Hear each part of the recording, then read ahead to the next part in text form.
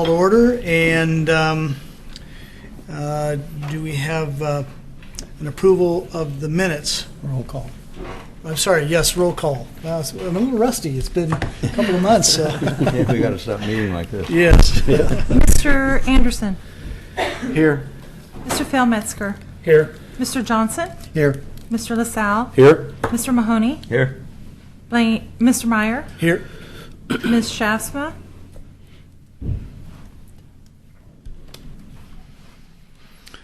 All right.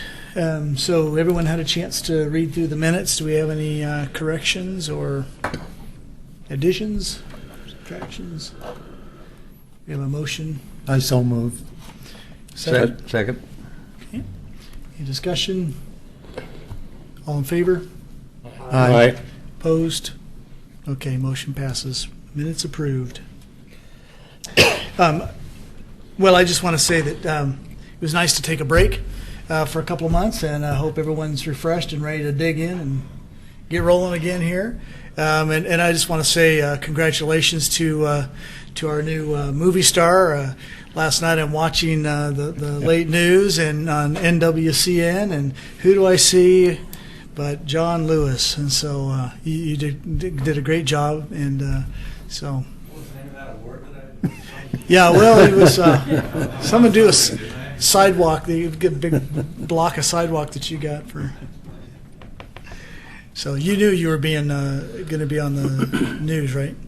Well, we're going to talk about that. Okay. But yeah, we learned about it about late afternoon yesterday that our neighborhood meeting was to talk about sidewalks.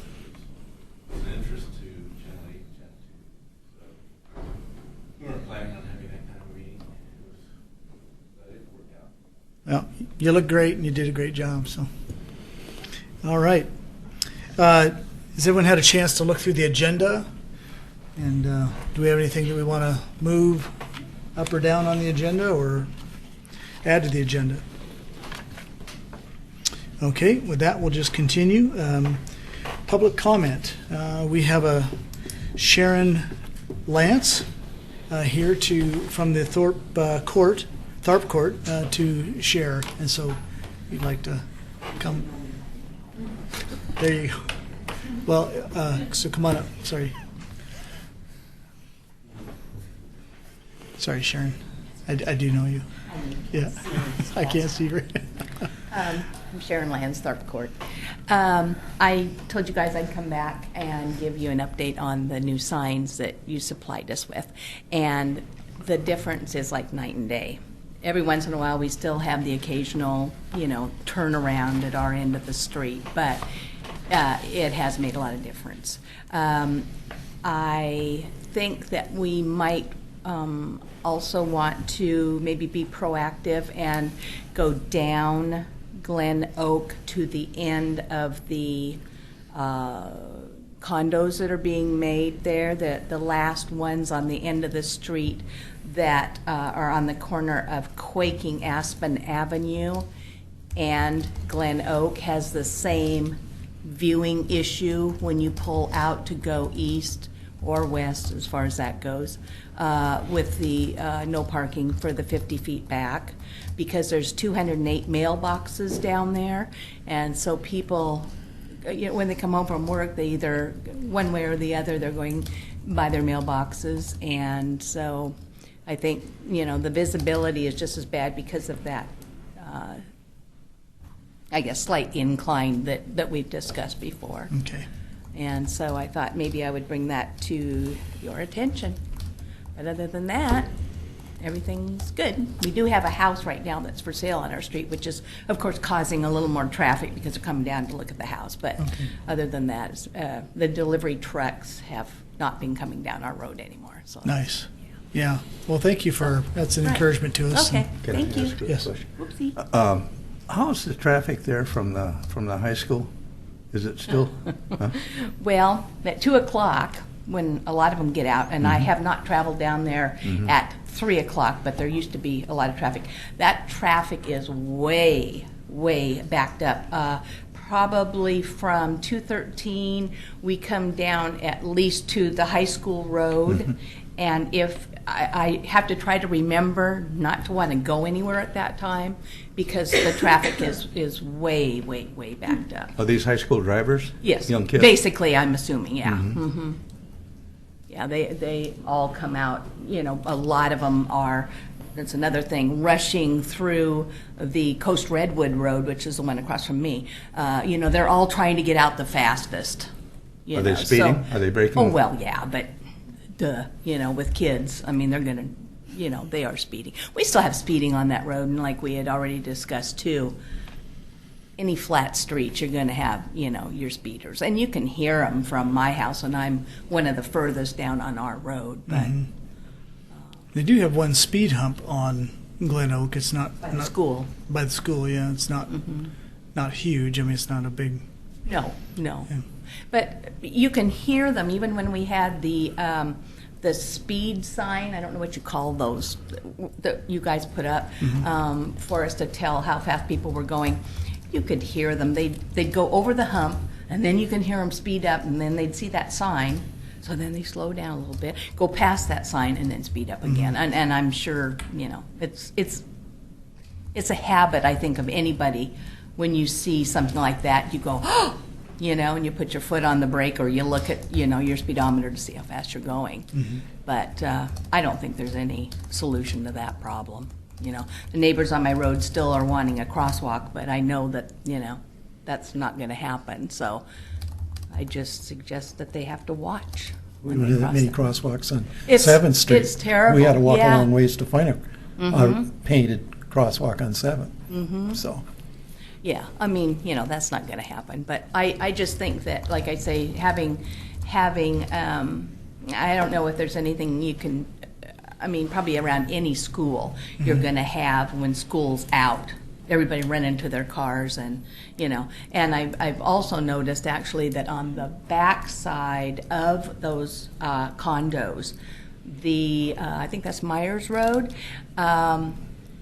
even when you go over that way to get out with that light, there again, you've got the same issues with the parking on the street because all those, I mean, you've got studio apartments, you've just got regular apartments, and everybody parks along there.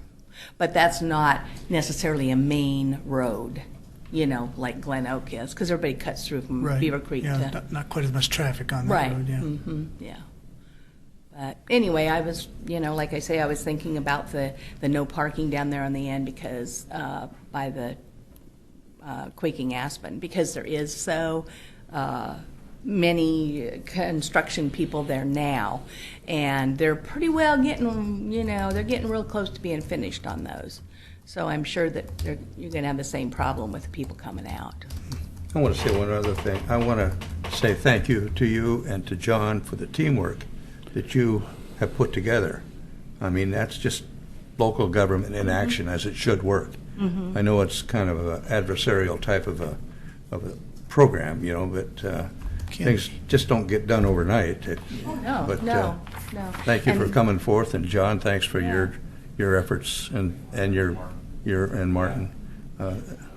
That's the way government should work, you know. Well, and this was the first time I've had any dealings, you know, with like Yeah, we the had- city of Oregon City, and you know, I told you guys before, I really appreciate all that you've done just- for us and the time that you took, you know, to get people out there to look the situation over and everything. That, Just that because was we're really sitting here doesn't make Oh, no. make that we're the end all. You know, we're not. We just have to all work together. Is what I'm saying. And the one thing that really impressed me was a few of you actually came out on your own time and looked the situation over. And I don't know how many other places you're going to find that. So, you know, this I've would really be been about the tickled right about that. time for us to ask for a pay raise. here's another. Well, I thought maybe I'd get a pay raise, or, you know, no, I don't want to be put on I staff. move we double our pay. Since you are Can I have a residents of second? Oregon City, we have openings on the board. Yeah. No, you've already told me. Actually, I am going to speak to John about the tree situation, though. I saw the actor on TV last night myself, but I'm going to talk to him off camera for that. Look out, John. So, anyway, so once again, I thank Okay. you guys, and I don't know, you know, whether you want to take this 50-foot no parking thing into consideration We will, again for yeah, the rest. definitely. We might as well you know, it's the whole complex then would be done, Yep. so. Yep. Okay. Good. Yeah, Thank you. we'll definitely look at that. All right. Any other public comment? All right. First up on the agenda, sign code update. Yeah. Laura, How you doing, Laura? Good, how are Yeah, you? yeah. Laura Turway, I'm a planner with the city. I have been here with the transportation system plan, but I think I've seen you guys and all the other groups that you participate in, especially Bob. I've been sort of following him around for the past 2 months with this sign code update project. The city is interested in updating our signage regulations. So currently we have regulations for signs on private property, how big they can be, how many there could be. It also applies to banners and flags and all types of signage in the city. Kathy, can you drop down the screen for me? We know that signage can make a difference in how people perceive a city. You can think of Las Vegas or Times Square. They have lots of signage, and it sort of plays into the character of the city. You know, you drive down 99 and you'll see a type of signage, and that also plays to that character. Conversely, you can think of other cities that have more stricter sign regulations, maybe like Sisters, where they sort of blend in a little bit. They have a lot of material standards and stuff like that. So it was one of the City Commission's goals for 2013 to review our signage in Oregon City, ask the public if it's where we want it to be on the spectrum. Is it reflective of what we'd like in Oregon City? Do you have I F8'd it and it didn't work. Get it, John? Control F8? Yep. It says it's on dual.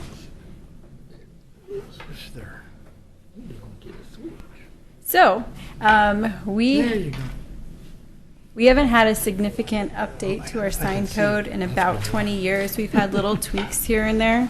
So the City Commission thought it was about time to do something about it. We've heard a lot of sign complaints over the years, and probably more recently since we stopped enforcing our sign code. So you'll see a lot of signage out there along the streets that isn't necessarily allowed within the city.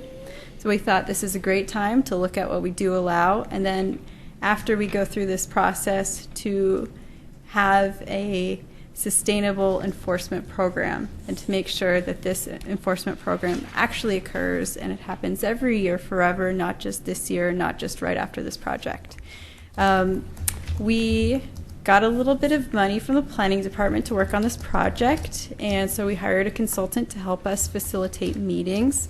We put together a citizen advisory team, which is a group of 11 volunteers. They're going to meet 4 times, and they're going to come up with a sign code which is reflective of what we would like in Oregon City. They're going to recommend that to Oregon City staff. Staff will write our own sign code, and then we'll go through a legislative process for adoption. We'll probably stop by here when we have a sign code for you to look at as well.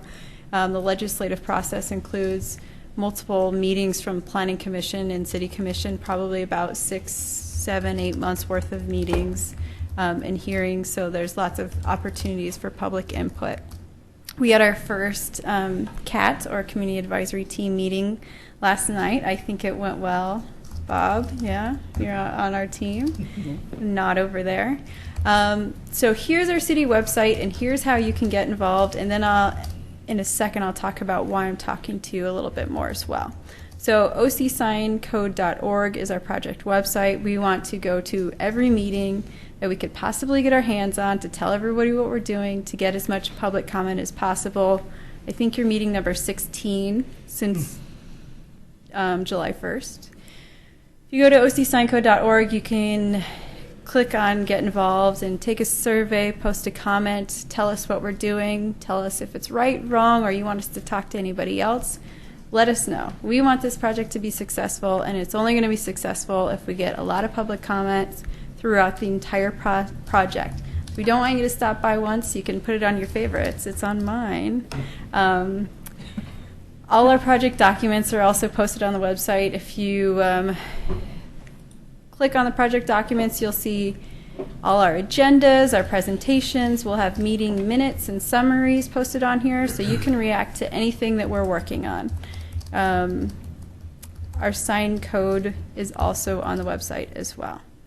So right now, we are collecting data and starting to work on a package or a suggestion of what Oregon City would like to see for signage.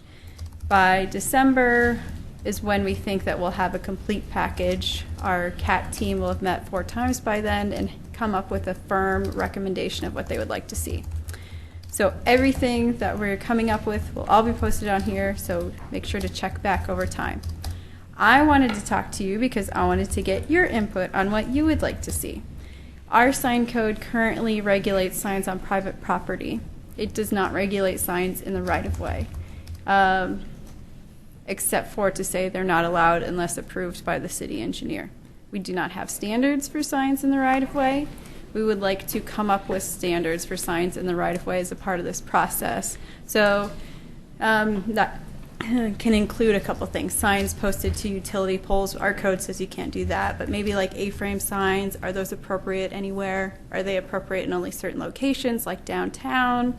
Sort of what is your feeling on that type situation? And then what do we have to be mindful of when we're looking at signs in the right-of-way? ADA access is an issue that's sort of come up, or placement of those signs. What kind of comments do you have about signs in the right-of-way? I can give you more topics to sort of spur your thoughts, but just generally. Can you define right-of-way? Sorry.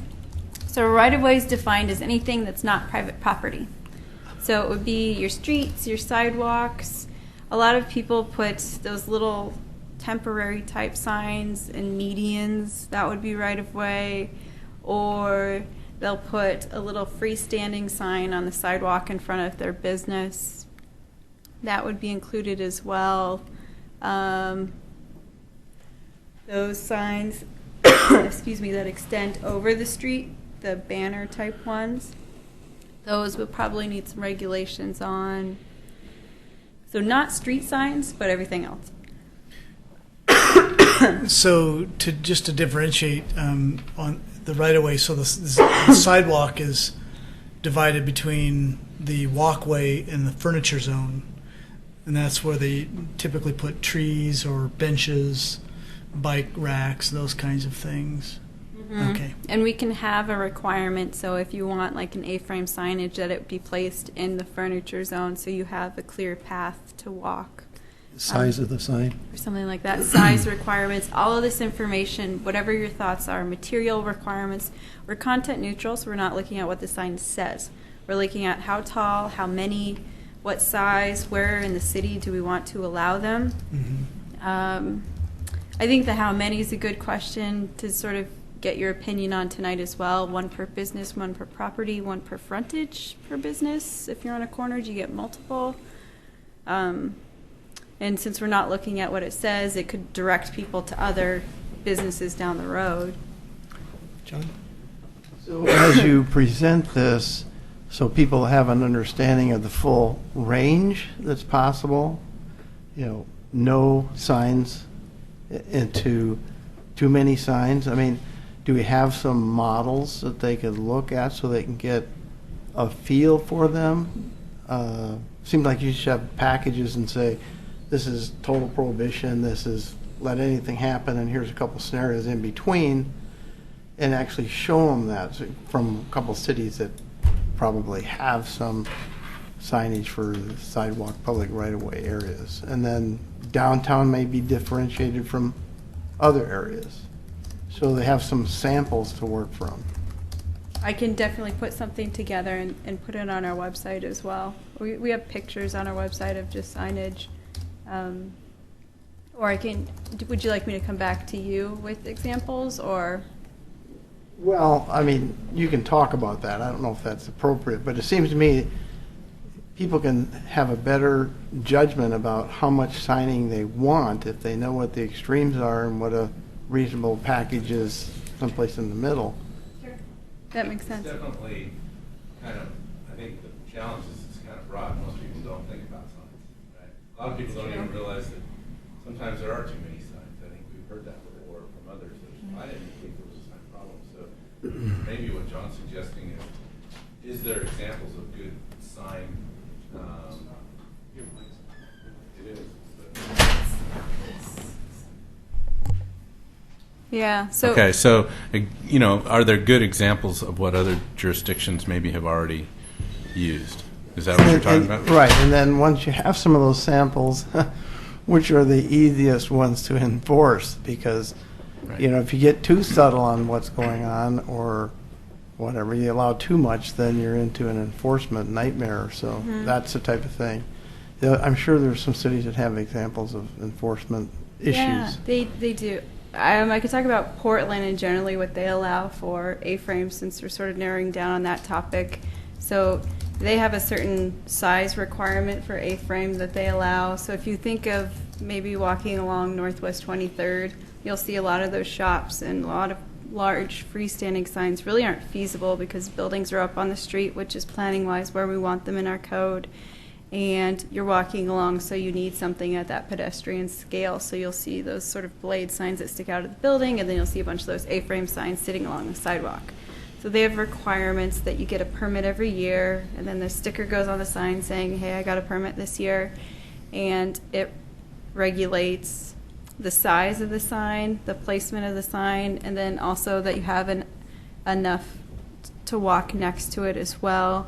The placement is in the furniture zone that you referred to, Blaine, as well. I think they allow one per business.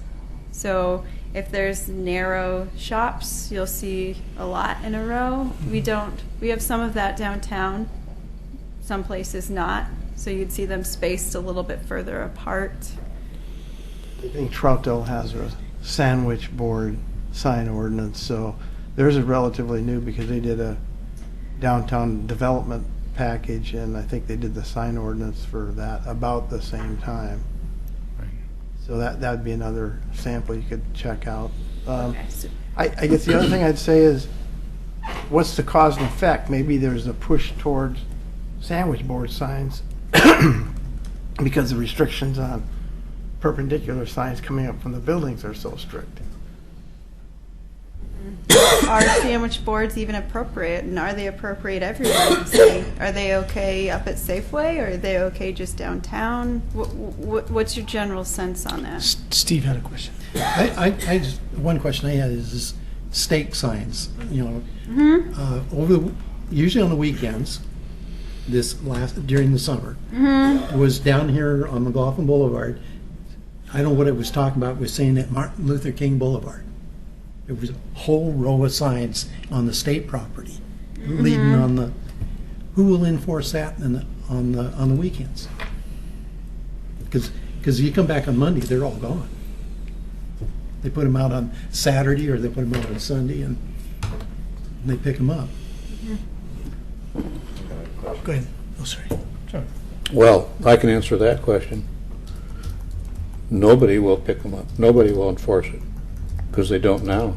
They don't have any way of enforcing the sign code, and Laura has certainly heard me say this, and I'll say it time and time again, is this whole sign code issue and our time spent on it will be a total, complete waste of time of everybody involved and the city's money unless there is a solution to enforcement early on in the decision. Because if we go through the whole planning process and at the end we still don't have an enforcement capability, what's the sense?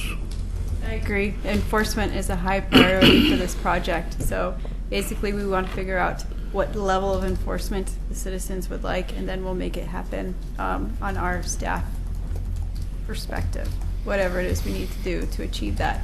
We want to figure out who's enforcing it, how are they enforcing it, is it a certain amount of time that's dedicated toward it, or there's certain routes that they're only inspecting certain routes, and then everything else is off. Code enforcement complaints, we want to figure out sort of where we want to be in the spectrum, how proactive. Well, I tear the signs down. I got a telephone pole.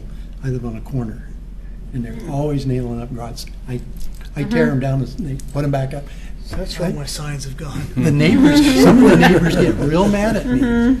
And I tell them stories about linemen climbing up when they leave their 10-penny or 8-penny nails sticking out and staples, because it rips their hands if they climb a pole,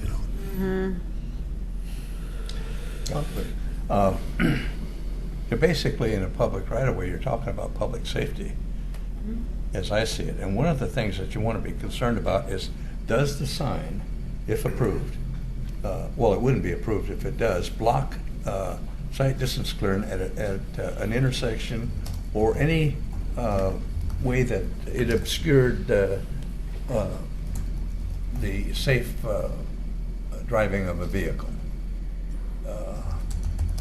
And the other thing I was concerned with is, you look at a sign and you don't know if it's been approved or it hasn't been approved. And if we could come up with some little decal type of a thing that put up in the corner of a sign, and it just maybe green to indicate that this sign is legal, leave me alone. Or don't, that the city engineer or whoever issues the permit for that sign, it indicates to the public, this is a legal sign, don't be bothered about it. It conforms to our sign code, that kind of stuff. But I agree with Bob. If the commission doesn't come up with a means by which to reasonably enforce the sign code, and it can be time consuming because you got a slew of signs, especially on an election year, you see. A way to improve and a commitment to improve, that the really sign code means nothing. I don't know what there is about signs that people think that they have a right to put up a sign anywhere and everywhere. And some of these signs are really distracting. They do affect public safety in people's driving habits, really. So if you had a really good enforcement program, a really good identification system to, if you don't have that tag on there, subject to removal. And that would be a good indicator to who's ever enforcing the sign code in the field. If you don't see one of these, it's subject to removal. See. Great suggestion. Code enforcement used to put a sticker on signs that said they were illegal. And if they peeled it off, it would peel the paint off or something. And usually they stuck In it Oregon City they used to? Yeah, they did that about Oh. 10, 15 years ago. Oh. And they used to stick it right over, especially where there was a phone number or something. It was really, and it ruined the sign. Because if they nailed it on a pole, and they'd come along and they'd put this sticker on there. Well, a couple of comments. I like the suggestion that John had of differentiate between downtown and elsewhere.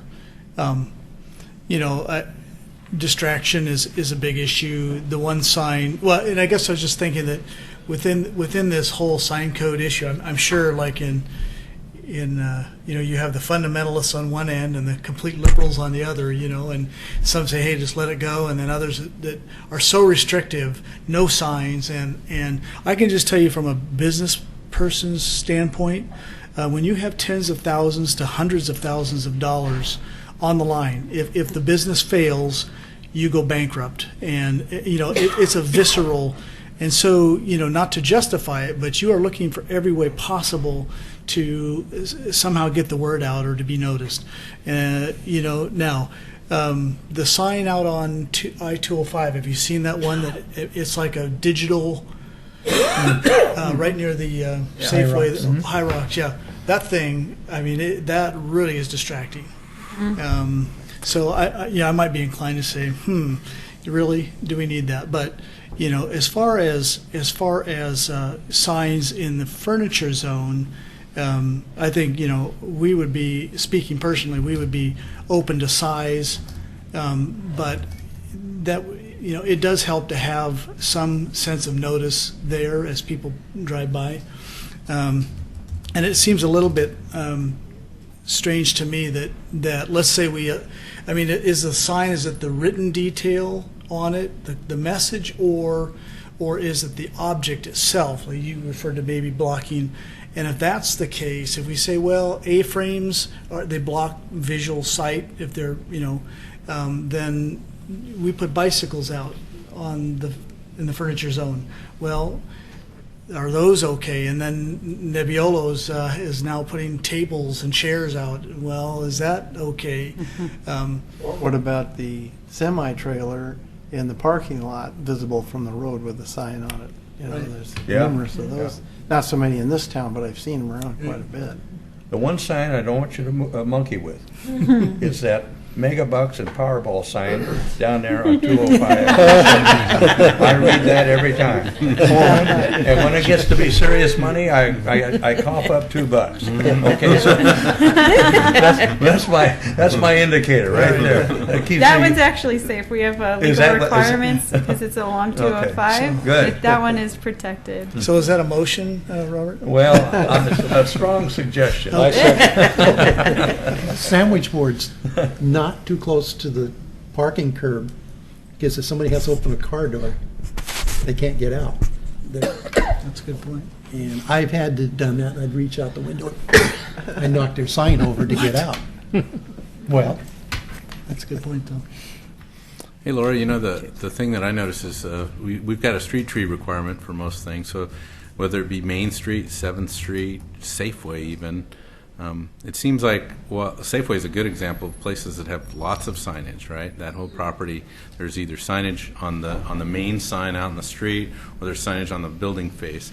But when those trees are in full bloom, fully leafed out, it is pretty hard to find.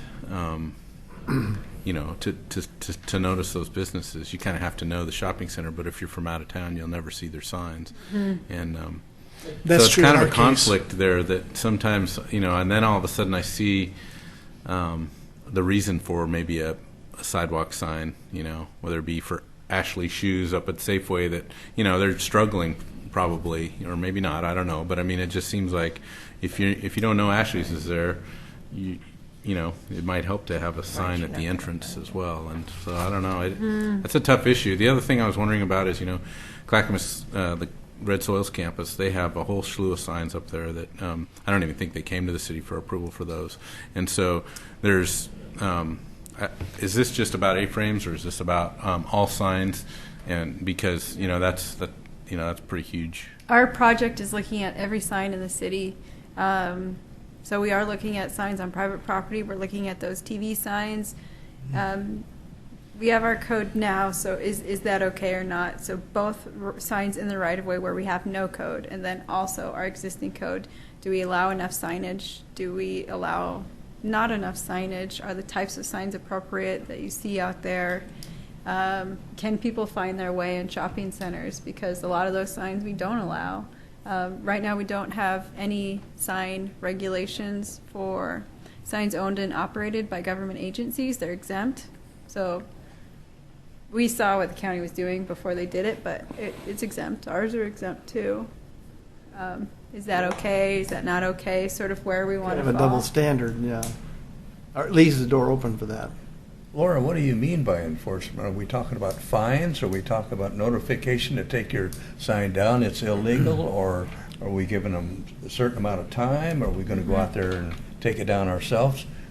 Just exactly how far does enforcement go? Jail time. That's a great Jail time? question. Jail time. I've worked here 10 years, and I used to do a lot of the sign enforcement and planning, and code enforcement also just went along and sort of plucked up the illegal signs in the right-of-way or whatnot. And so at first we would just call them and say, please take down your illegal sign or get a sign permit. If you can get a permit, you have 30 days to do so, and then we'd give them maybe another 30 days if they needed to, pull together some money, or they were out of town or something like that. And then if they still didn't do it, then we would go through code enforcement and issue a citation to court. And the fine is, I think, $350 per day per offense as a maximum. And then we would set court out maybe 2 months, so they had the time before we had court, and then we could cancel it right before court. So I've never gone to court. I've never heard of anyone going to court for signage. They just, usually banners are a lot of the big ones, so they'll just take down their banners, and the next day we'll go say, yes, your banner's taken down, and then maybe the next day after that it might go back up again. So it was sort of this losing battle. We've never fined anyone. We've never gone to court.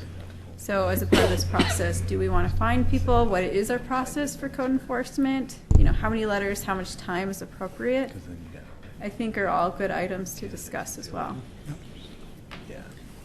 Well, I think the other item to discuss is the financing of this code enforcement thing, because that's what Bob's getting to. It boils down to whether the city can actually afford the process, which sounds to me pretty involved.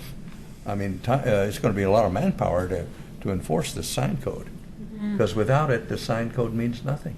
And the city commission has made a dedication to make it a priority, and especially they're supporting this project to make enforcement a priority. So it will be enforced over the long run every year, not just this year. I think it's a matter of figuring out which department does it. Code enforcement, planning, both, police, who does that? I don't want to take up too much of your time, but I did want to get all the comments that you had. It could be about signage in general or signs in the right of way.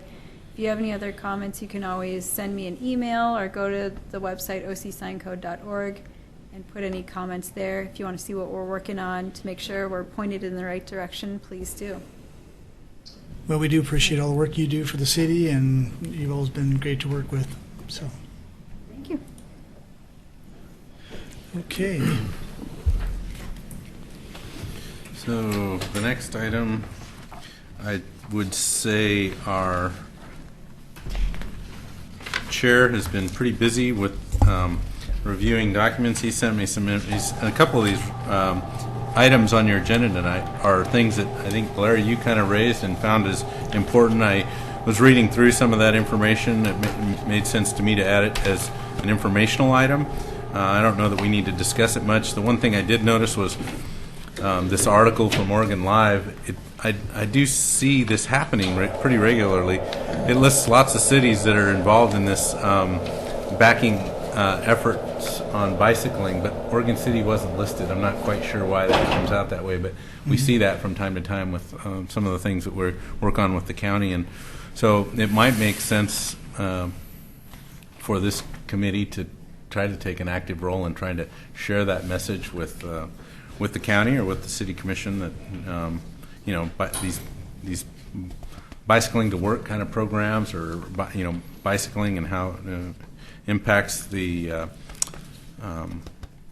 economic development of a healthy economy. I think if that's how you feel about it, then we probably need to take that a little further.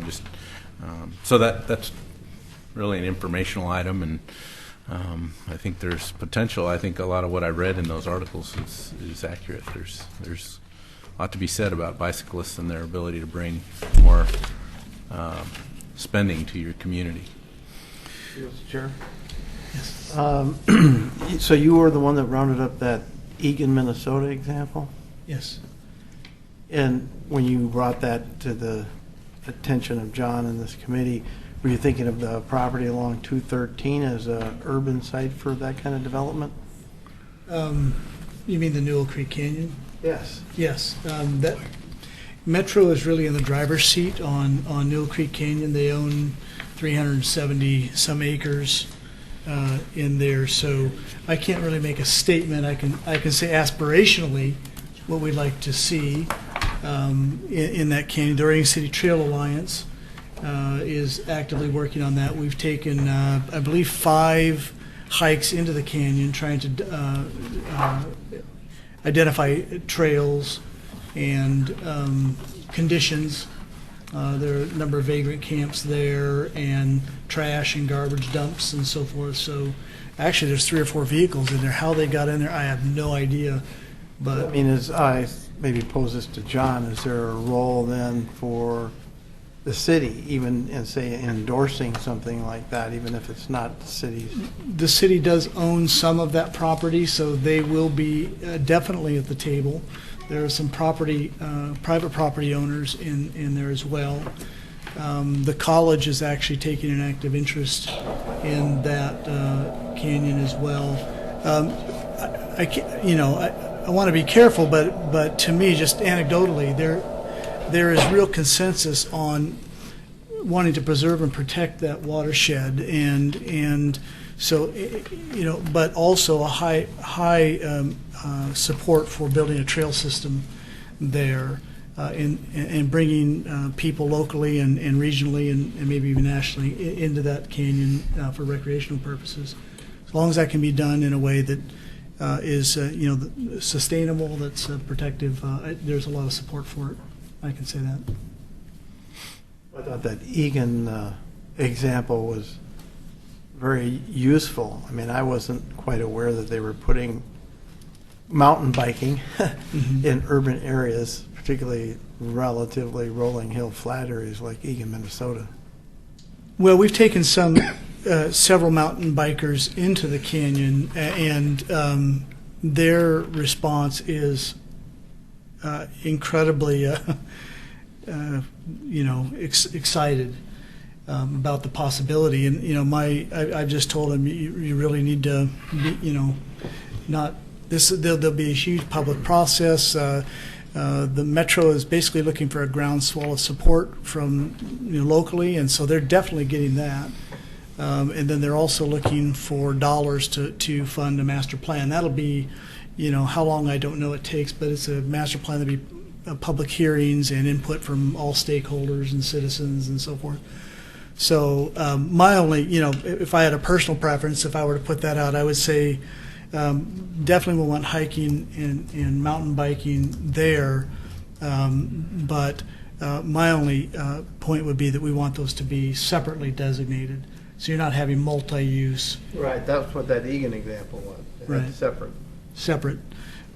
Yeah, because in places where they've tried multi-use multi-use, everybody's unhappy. Hikers we hike a lot, and to have someone charging down on you, and it's really frightening. So so and there's plenty of room there to do that, and I think we could do it there's a movie that I encourage everyone to it's on Netflix streaming if you have that, but it's called Pedal Driven, and great documentary about the conflict up in Leavenworth, Washington, between the outlaw mountain bikers that just go out on forest lands and build trails and jumps and that kind of a thing, and the Forest Service. So there's this conflict, and it's a documentary how they worked that out, and now it's all smiles and sunshine.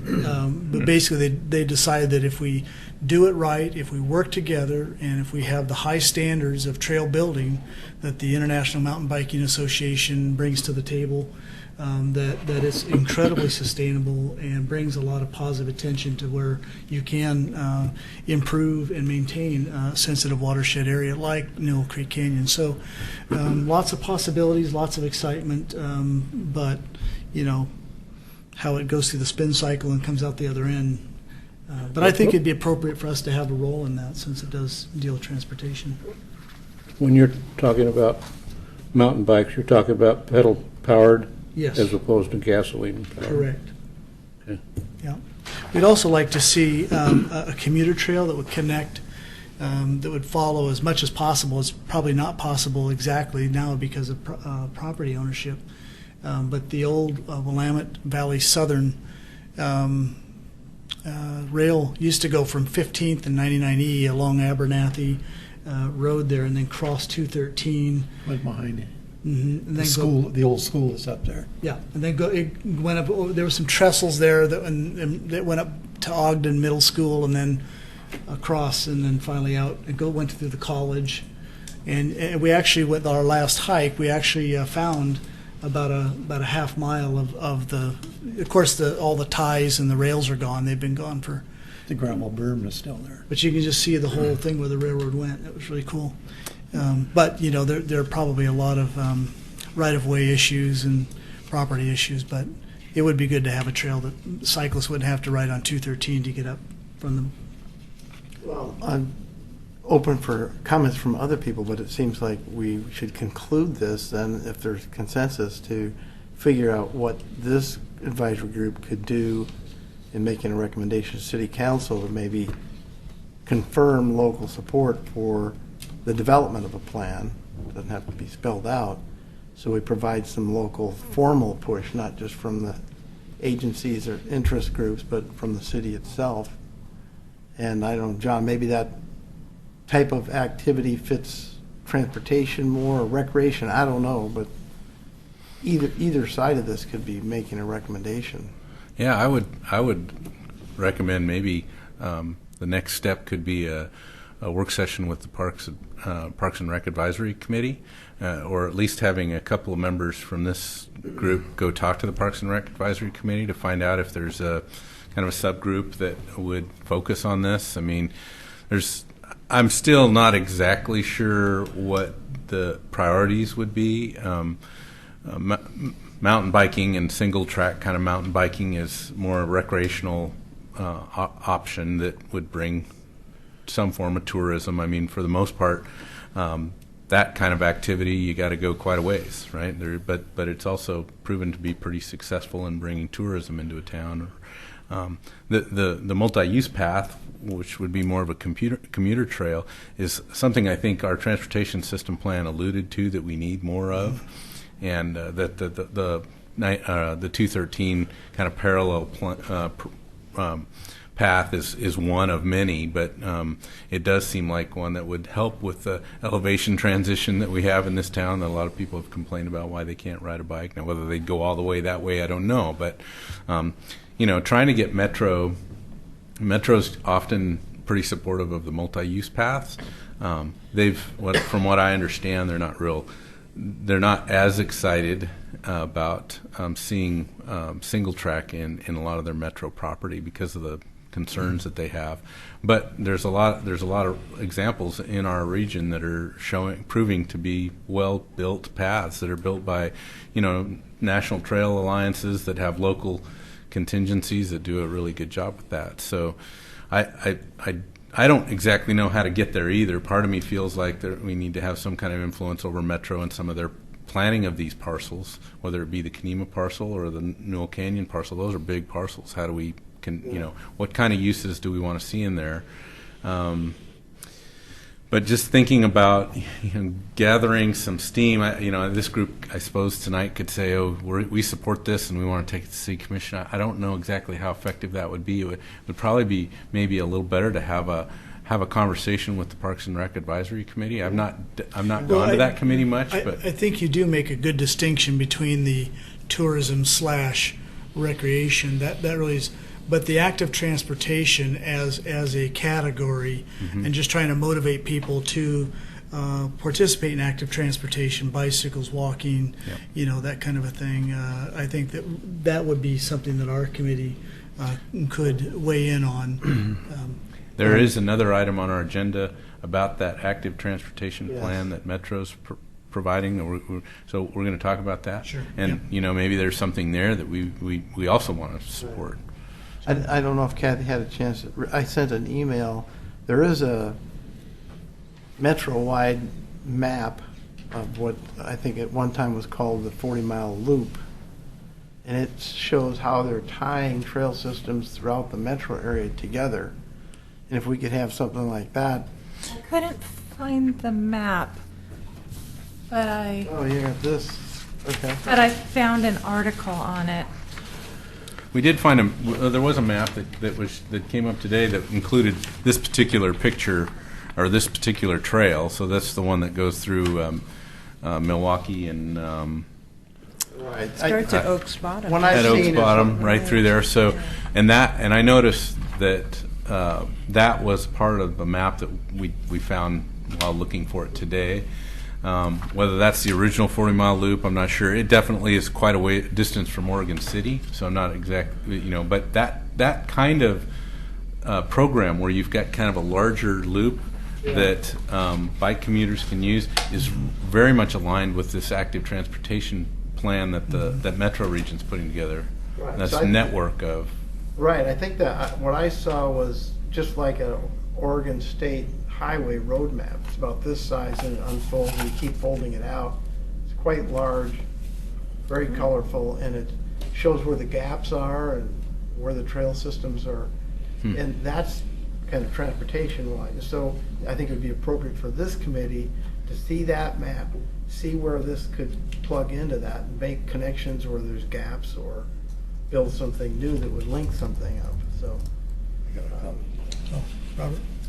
Well, anytime you move people, whether it's by a car or by a bicycle or roller skates, you've got a transportation system, whether it's in a right-of-way or whether it's in a trail system or what.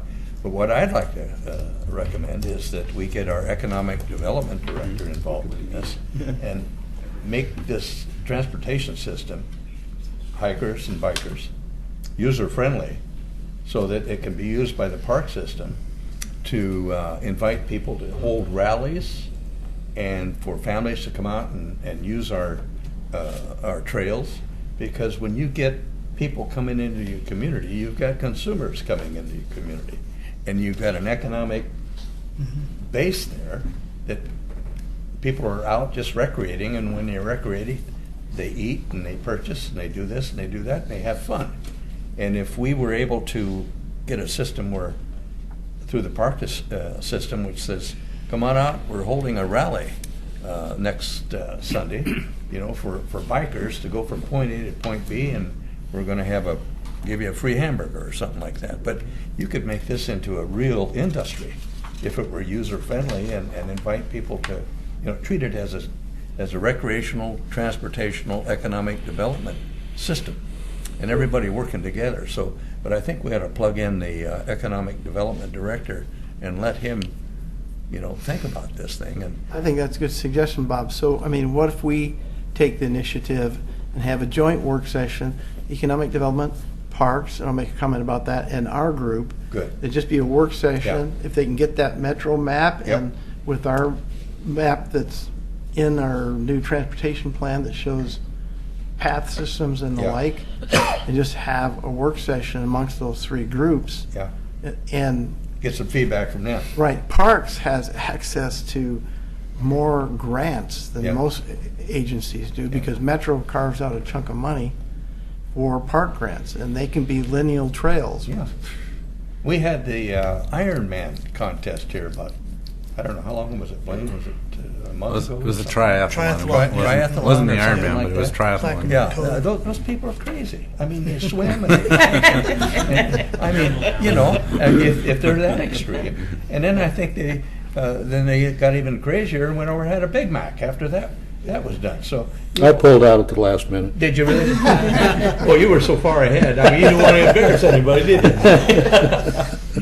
But We can, how about this, if we, staff kind of pursue with the staff that run these other committees. I know Eric Underwood would be the Economic Development Group, and then whoever it is at Park that manages the Parks and Rec Committee, and see if we can't set up a meeting. And do we want to just invite them to the next meeting here and see if they're willing to talk to us, or do we want to go seek them out, or do we want a separate? I think a separate work session yeah, would let Yeah. Just be sort of more a round informal. table. You don't have anything else on the agenda. Yeah.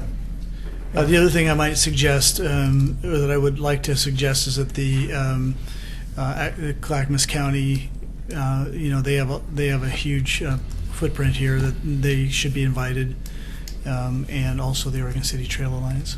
What about Colette? What's her name with Metro? Carlotta Colette. Yeah, invite her too. Metro. Yeah, Okay, we'll have a party. you just never know. Well, it might make sense to, I mean, there's a staff person, and we're going to talk about that active transportation plan with Metro, and my sense is she'd be willing to come to that meeting. That might be the right person, as opposed to the elected who she actually works for, Oh, I see. Okay. at least for that work session piece. Okay. All right. I would like to see this committee here take a little bit more initiative and not hold back, but just, you know, transportation's transportation. Well, I would say this, that we had if you haven't read the material, to read the material. But I like the comment talking about the advisory team that went back to talk to Wyden and Greg Walden. And this is at the National Bike Summit. And the comment here I like, it says, if I can find it here, the economic impact of bicycling has become a mature topic that can now be backed up with statistics, studies, local success stories, and much more.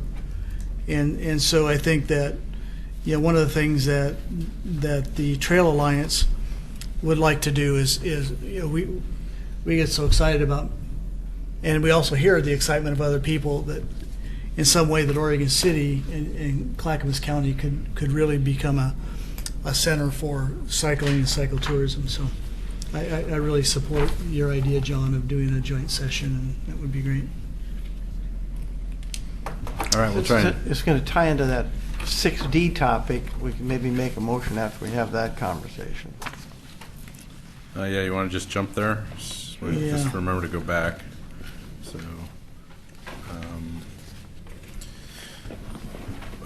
so 6D topic had a couple of items on it. Just kind of a close the loop on the Metro's regional flex funds allocation, the RFFA grant results. We had a project, Malal Avenue Phase 3, in the running with 3 other projects. Kind of had a last-minute shuffle to kind of get people to show up to a public meeting. And so if you were there, I don't remember who all was there, but if you showed up for that, we appreciate that. We had a good turnout. I thought the public comment was balanced amongst all the projects. In the end, the county committee, C4 committee, which is made up of commissioners and mayors of all the cities in the county that are also in the metro region, they made a recommendation that included all the projects but our project, which was unfortunate. And so we had some difficulty with that because we didn't necessarily think that they were focused on the criteria, which we'd pretty much been focused on the entire time. They disagreed with that. They all felt like they were considering the criteria. So if you read any of the newspaper articles on that, there was a bit of pushing on that. We still feel like that became more political than it should have. But, you know, these funds are tight and these communities are looking for them. And I think there was a sense that Oregon City had received a fair amount of grant funding over the last few years.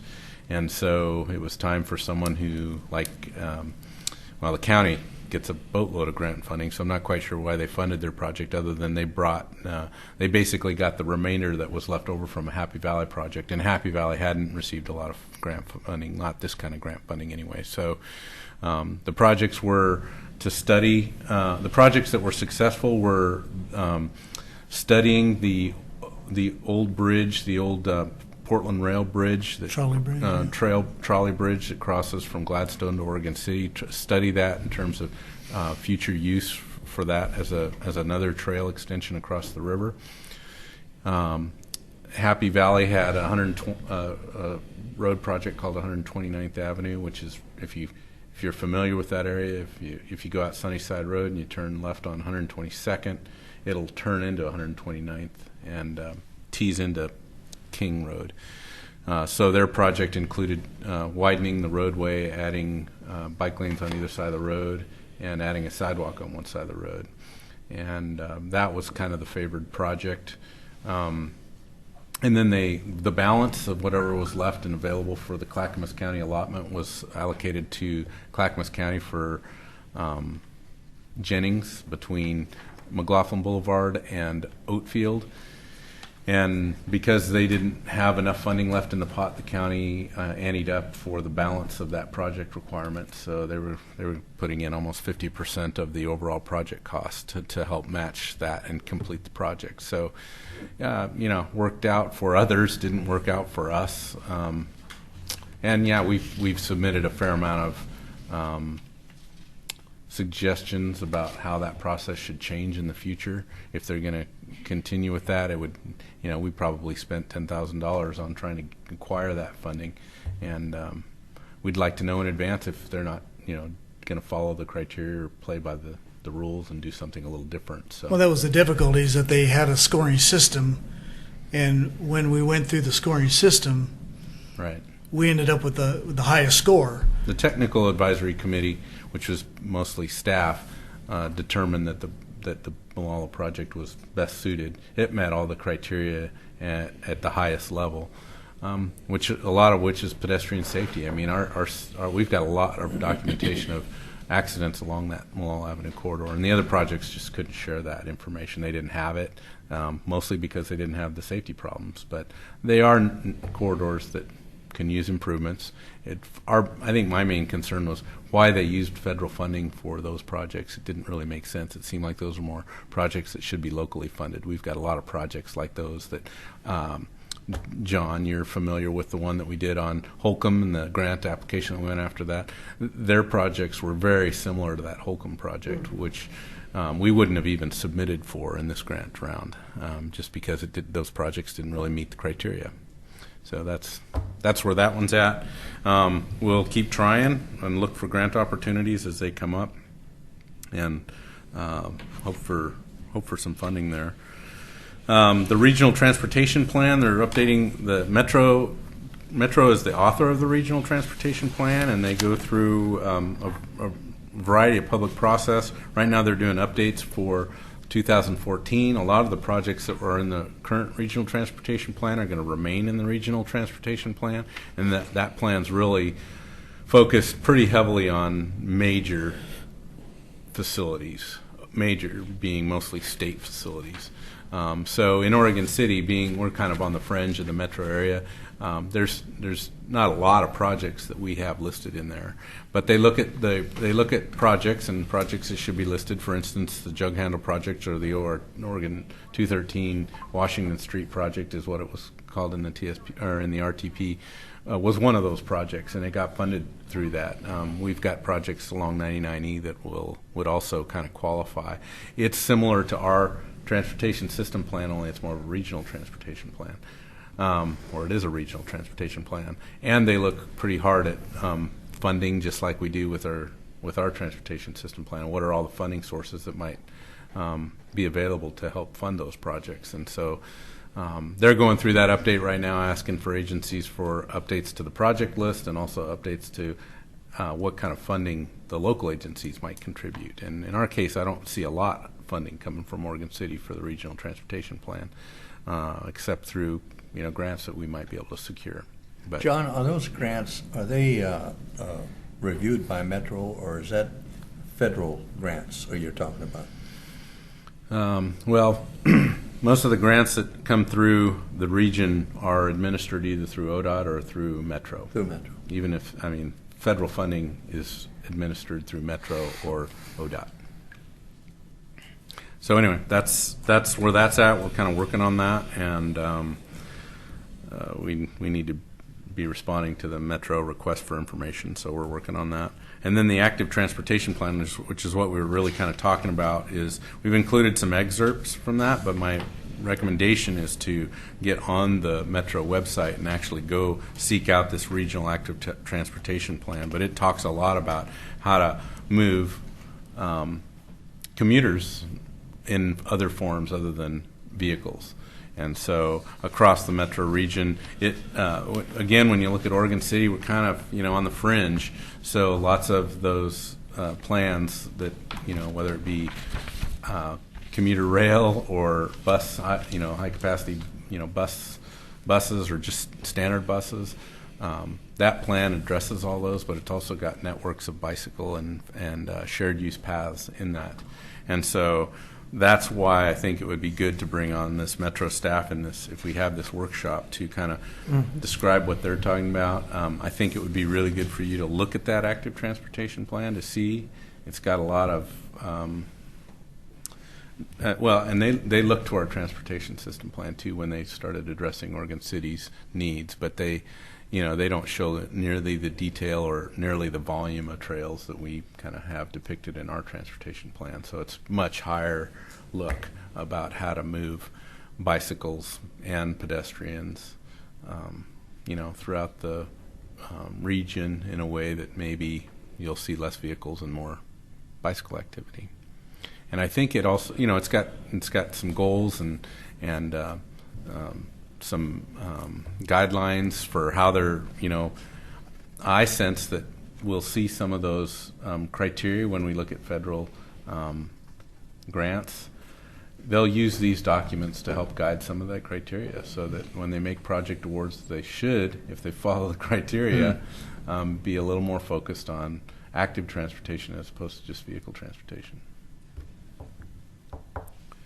So, Yeah, I'd offer a motion, somebody can modify it if they want, that we recommend that staff set up a joint work session with the planners and the economic development folks, both staff and volunteers, invite the representative from the ATP and whomever else is appropriate, and we have a work session to kick this off and see where it'll take us.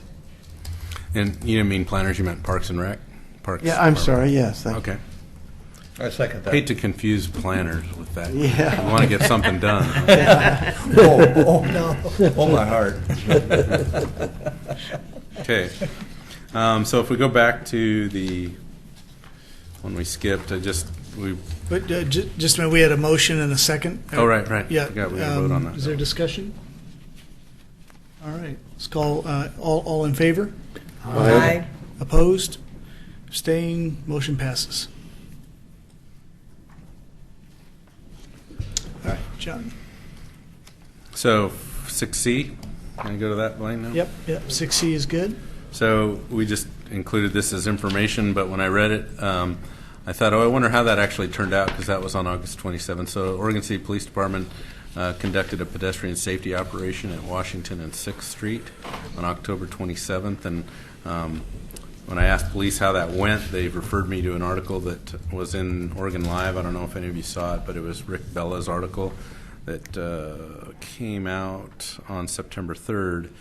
Basically, that was, according to police, it was very successful. They issued some citations, several warnings. They cited several people for not obeying crosswalk laws, but several others also for things like talking on your cell phone and not using your seatbelt and not having a valid license, those kind of things. So there was quite a few citations. 39 vehicles during the pedestrian safety operation last week were issued.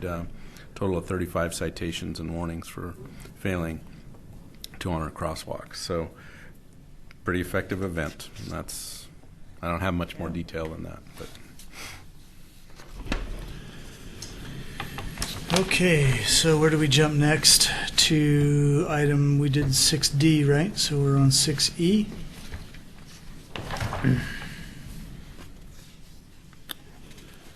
well, this is just a reminder that you've got 2 vacancies on this commission, and boy, don't we have, Kathy, some that are 3 openings coming in opening as January. well? Yeah, we have, oh, boy. On one of them. Steve, are you one, Betty? I think so. And I know Bob LaSalle, but Bob has reapplied. And we do have one application has been received. We have another gentleman, and I think this might be him, who maybe has I'll- inquired about. Yes, this is Sedimir Jessic. So he's somebody who I know through American Public Works, and he's a civil engineer, and we've talked about it before, and so he just thought he'd come in and listen. So we won't put you on the spot, Sedimir. So Why not? Well, you can. So we have 2 existing vacancies. We have 3 members whose terms are expiring. So anyway, and like I said, of the 3 whose terms are expiring, 1 has already reapplied, and we can hope the other 2 do. Just hint, hint. And then, of the 2 vacancies we do have 1 application, and we have somebody considering submitting an application. So I plan on scheduling, if it's okay with you, I'd like to schedule the interviews for the next TAC meeting for any applications we do receive. And I figure I'll coordinate that with Mayor Neely, which is how he likes to do it, and we'll just have it at the beginning of the meeting, probably off camera. What's the deadline? I forget. Well, it was September 3rd, but is there really a deadline? There's some deadlines in one of those memos. Well, September. September 3rd or something, or? Yeah, these tend to, our committee isn't Oh, now- always full, right? So if someone applies, and the mayor's pretty quick to want to see if we can't get them on the committee. Actually, it says current members who wish to reapply, they're asking for a new application by the deadline of October 21, 2013. That will give staff time to work the interviews into their November meetings. I don't know that I want to delay interviews because we do have the 2 vacancies. So again, whichever applications we get, we'll handle in October. If we need to handle more in November, that's okay too. If that works for you. That's fine. You don't need to interview people who are re-upping, right? No, they don't do In that. Bob's case, Generally, I run it by the mayor, and he just takes it to the city commission and recommends that they be reappointed. Yeah. But Except in the Bob's new case. candidates, we do need to interview. I might add the Oregon City Business Alliance. We're talking about collaborating with the Oregon City Chamber of Commerce, whether or not this materializes, but we'd like to sponsor an event where we invite people from the community, maybe put an ad in the paper, but try and get people from the community to come and have these different committees represent and talk about what they do and try and encourage people to get involved. We'll see if that materializes. That'd be great. Okay, Redland Road. So, You've just been appointed. Yeah. He'd have to fill out an application first. Well, get her one. So this item is titled Redland Road, but the main update is for Highway 213, and some of the striping concerns and signage concerns that this committee actually talked a fair amount about, and we'd been requesting ODOT's review and change through the completion of the OR 213, the jug handle project. So we've been trying to get some change there. And I'm not sure, but it looks like, I think, public comment through ODOT was really what kind of pushed this one into a solution that I think was pretty well aligned with what this committee had talked about, which was there was some signage that was confusing on OR 213 as you head south. Before you get to Redland Road, there was also there was an arrow there on the pavement that made the right turn lane confusing, and they've removed that, and they've taken care of I think they've taken care of the striping and the signage concerns on 213. And if you remember Christina Kaczynski, she's the one who lives on Holly Lane, who was quite concerned about our transportation system plan, including Holly Lane. Do you remember that somewhat? Yeah. So she's in this case, she was fairly effective at kind of getting them to look at that again. And so there was someone else from ODOT who actually finally made this decision to make those changes, and so that's done. I'm not sure that they've done anything on Redland Road yet. I haven't seen any confirmation of that, and I haven't actually driven out there lately to kind of confirm that. So that's a pretty good update. We got at least most of those changes. Good, done. excellent. I did. Friday, I came from the roundabout there at the jug handle and came out to Highway 213. So if you're facing the traffic light, and the gas station would be on your right, and you're going to head toward the entrance to 205, there is a light there. It's red, has a red arrow, and there were 3 cars in front of me that all turned with the light red, and I was quickly looking around saying, isn't there a sign that says... There is. There is, it's up on the... It's up there by the lights. Really? Yeah, it was just all happening so fast that But yeah, so it's that's something else. And I saw one car pull out, and those other car oncoming are. They're not going to stop even. No, there's 60 miles, 60, 65, whatever, and that gap closes real quick. And It's the same thing on the other side, coming out of Home Depot and getting onto 213. It's supposed to be no turn on red, and they do it all the time. And I had to hard brake for a guy coming out of there. I think we should recommend to ODOT that they put either a second sign at each one of those locations so it's visible to all motorists, or else something larger. Because I could see that, of course, I'm very familiar with that intersection, but if I was not familiar with it, I can see where they could miss that no turn on red sign, because they're not that big. Also, there's a speed zone. People don't see it's in that area when you come off of 205 if you're coming from Portland. It's hid between two trees that says 45. You have to get almost right, see it on next to it. next to it on your shoulder, and look over your shoulder to see it, because there's some pines sitting there, and it's buried in there. It's like a speed trap. It's 45 up until the 55 on the other side of where we're having trouble. Yeah, yeah. Well, I know that ODOT has looked pretty hard at that. We can try. We might hire Christina Kaczynski to help us out a little bit. There you go. Prune some trees. I know that the right on red is an illegal maneuver. It is. And the reason for that, because we've had people question that. Why does it have to be that way? I mean, well-known citizens in this town that come to various meetings have felt like that should be an allowable movement. And ODOT's been clear that the reason that that's not allowable movement is because of the speeds on 213. So they're concerned about the accident potential and the potential for rear-ending, and I know that they won't move on that.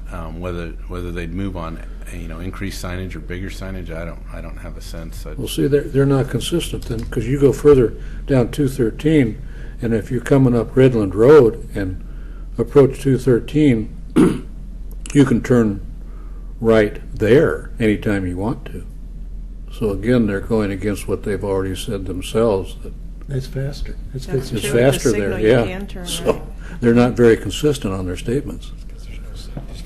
It's sight distance. Yeah, it could be just confusion coming off that. Although there's got to be pretty good sight distance coming north on 213. Well, there's every bit as much sight distance at any of those locations.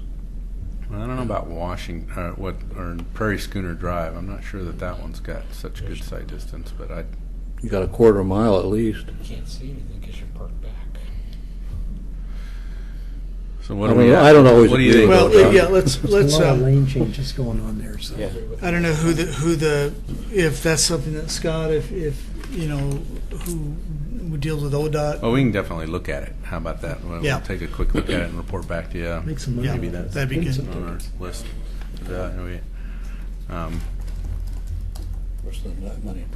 Okay, let's move on unless we have any more comments on that. Walk plus bike to school day. Blaine, you want to talk about this one? You brought this one up. Well, yeah, this is a program. The Safe Routes to School is a national organization, and then they have state. Each state has a Safe Routes to School. They're, basically they try and find make routes for to school safe. So, like what we did on Holcomb, and getting sidewalks and those kinds of things. But they also do programs. Well, they'll do walking buses, and they'll find schools can do programs, and they try and get the kids to walk to school together. And they have a program that is where they incentive. It's an incentive program basically for kids to, incentivize them to go to school in either walking or biking. And so I noticed that there was a list, and Oregon City wasn't named at all, and none of the schools in Oregon City participate in that, and so just thought it might be good for us to know about that. We are, John and myself, the Oregon City Lions Club, and John McLaughlin, can't remember her name, Principal Ginger. Yeah, she's not the principal there anymore. That's part of the problem Is we that? have. I was wondering what was going on there. So, but we want to find a school that we can do, what you might call a beta test, develop an incentive program for kids, and then give away bicycles and skateboards and whatever for those kids that do the most active trips to school. So, but anyway, that's really all I had to say about that. Unless you wanted to add something. Well, the only other thing I'd say is, when Martin and I met with the school district on Gaffney Lane about, busing concerns and parent drop-off concerns, and the school district is just really struggling to manage traffic on property for what really should be managed on property, and instead they'd like to use, in Gaffney Lane's case, they'd like to use Gaffney Lane as a place for their buses to park and pick up and drop off kids. And every time we meet with them, we try to encourage some kind of we're willing to attend, but have a neighborhood meeting or what's the parent-teacher organization meeting to talk about doing a safe routes to school action plan. And there's a fair amount of work that goes into those, but it really has to be driven by a community member, a parent, probably. That's the ones that have been most successful, and we never really seem to get there. And yet every year we're dealing with the same issues. Too many cars trying to get to the campus at the same time. Not enough kids walking to school. Parents are afraid to let their kids walk to school anymore. Yeah. And so, trying to have conversations with the school district that would be effective at getting them to actually do something, so that for the most part, that Holcomb Boulevard project or that grant, we're not going to be successful unless that school and that particular school has a safe routes action plan. And so to me, the thing is, maybe it might be worthwhile to have a meeting with the director of the school district. We've had a lot of meetings with principals, but their hands are just, they're overworked too. So, does it make sense to have some kind of a motion that suggests, a group meeting that might include one or two members from the TAC to sit down with the school district and kind of really let them know that. I'd be willing to volunteer for something like that. Well, that's up to you. That's just a suggestion. How you want to do it is kind of up to you. But we've had a variety of conversations with them about that, and it's just. I think it's got to be parent-driven. I really do. I think that if the parents were behind something like that and petitioned the school district to engage in that kind of a program, if it were defined, well defined, that you'd get some response, you'd get some results going. Well, the Safe Routes to School program, again, is national and statewide. There are lots of success stories. People have done this. Schools have done this. And so I think it's just a matter of, like you're saying, John, just sitting down and making sure that people are aware of what the program is and how it works and how to get it going at the grassroots level. So. Well, maybe if you contacted some of the schools, that have accomplished this throughout the state, to get feedback as to how did they go about, starting a program. Yeah, that's a great idea.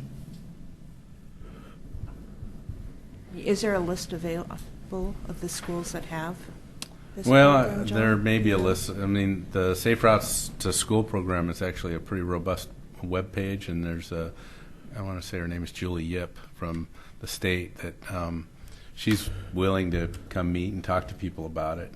I think she's been here. She's been here. So, it's a program that, they kind of lay out what are needed, but it takes work on, to figure out route. It takes the school district to kind of figure out where the kids are at and how many are close enough to walk, take some part on the city's behalf to, provide mapping maybe, or to, share with them where the sidewalks are missing, or, where there might be needs for streetlights, those kind of things. But it's definitely a group effort that I agree has to be driven from the parent. Right. And even the state, and Julie will tell you that the only ones that are effective are coming from the parents, not necessarily an agency isn't going to, you can put together the best, program, out there, but if it doesn't have, that third leg of the parent, the school district, and the agency, then it's not going to be very effective. Well, I think the walk bike program is actually kind of a very short term kind of a thing that I think is could maybe jumpstart the discussions. We might want to look at that as well. Yeah, it's interesting to have the Lions kind of interested in this too. That's another element that would be a pretty good partnership. Maybe there's a Lions member who's also a parent that'll, I don't know. So that's all I have on that item. I don't know if you guys want to make a motion or Well, do we want to entertain a motion or just let this percolate a little while?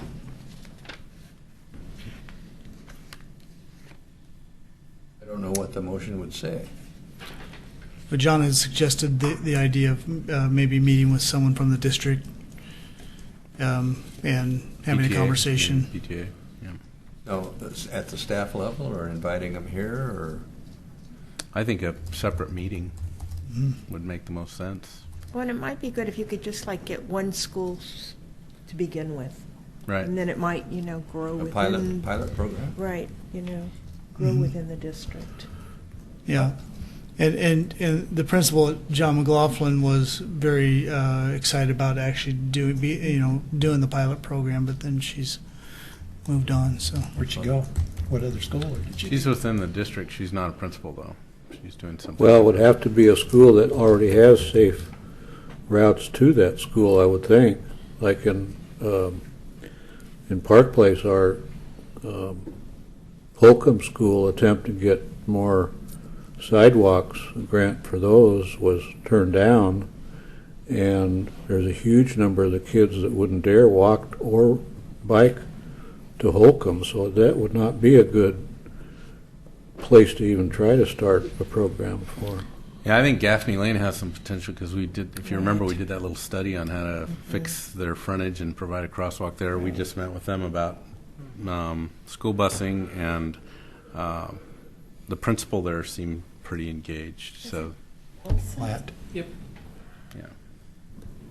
one other thing that might be good too is if someone on this committee would like to, kind of take a lead on that, issue on safe routes to schools, on the walk bike program, and then report back to us and work with you, John. And I'm totally willing to be a part of any of those meetings. But I think we need someone that can kind of dig into the weeds and read the material and understand the parameters and the goals and all of that. So I'd be willing to take on that. Okay. So we don't necessarily need a motion. Let's just you and I get together. and we'll work on Yeah. a plan with Gaffney Lane. Maybe is a good. Then come back here and tell them what we've worked out? Yeah. Okay.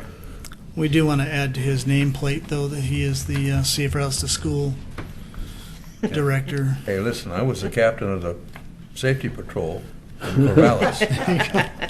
I'd recommend you get Amy Wilhite involved too, because she's the chair of that neighborhood association. Now, that's a great yeah, idea. that's a That's a good great idea, Yeah. right? Got that down, Kathy? Amy Wilhite. Excellent. Okay. Where are we at? Let's see. Sidewalk maintenance in Oregon City. Yeah, well, we kind of touched on this. There's a letter in there. We're kind of working diligently to kind of create a little better system there with regard to how we notice people when there's complaints about sidewalks, and how to find some efficiencies in how we issue permits, and provide inspections. The neighborhood meeting, I thought, given the fact that we wanted to have kind of a dialogue with the neighborhood, and I think we did have that. Betty was there. The fact that there was, cameras from Channel 8 and Channel 2 there, I don't think really kind of helped. And because of that, we've got a staff, I don't know, got a little bit of a chewing, but it was okay. And How could you prevent that if they were? You can't keep them from coming out there. no, you can't. We can't. That's their business. Yeah, but it was. I think it was still productive. We heard some comments. It's still a tough issue. Question is, should the city pay for it, or sidewalk repair, or take on that liability, or should we allow the property owner to keep that? Right now, the code is specific. It's about who's responsible for sidewalks and planter strips, and it lands on the property owner who fronts those facilities. And the code is also specific about when there's a trip hazard found or reported, that we act on it, and we give the property owner 90 days to get it fixed. And so we are looking pretty hard at, is there softer code language? Maybe we need more than 90 days just because of seasonal kind of concerns. How much inspection time do we really need to put at that? We spend, for these, there's a $72 permit that property owners have to pay to repair their sidewalks. And we heard a lot of pushback on that. And, I looked at kind of some of the permitting that we don't collect a lot of money for that, yet this issue is costing the city a fair amount of money and time and energy to kind of get the inspector out there to talk to the property owner about what needs to be done, kind of hold their hand through the process. So I'd like to see, because that's in my department, it's not the revenue that we're generating from that's definitely not paying for the staff time to continue that. So sometimes it doesn't seem very sustainable.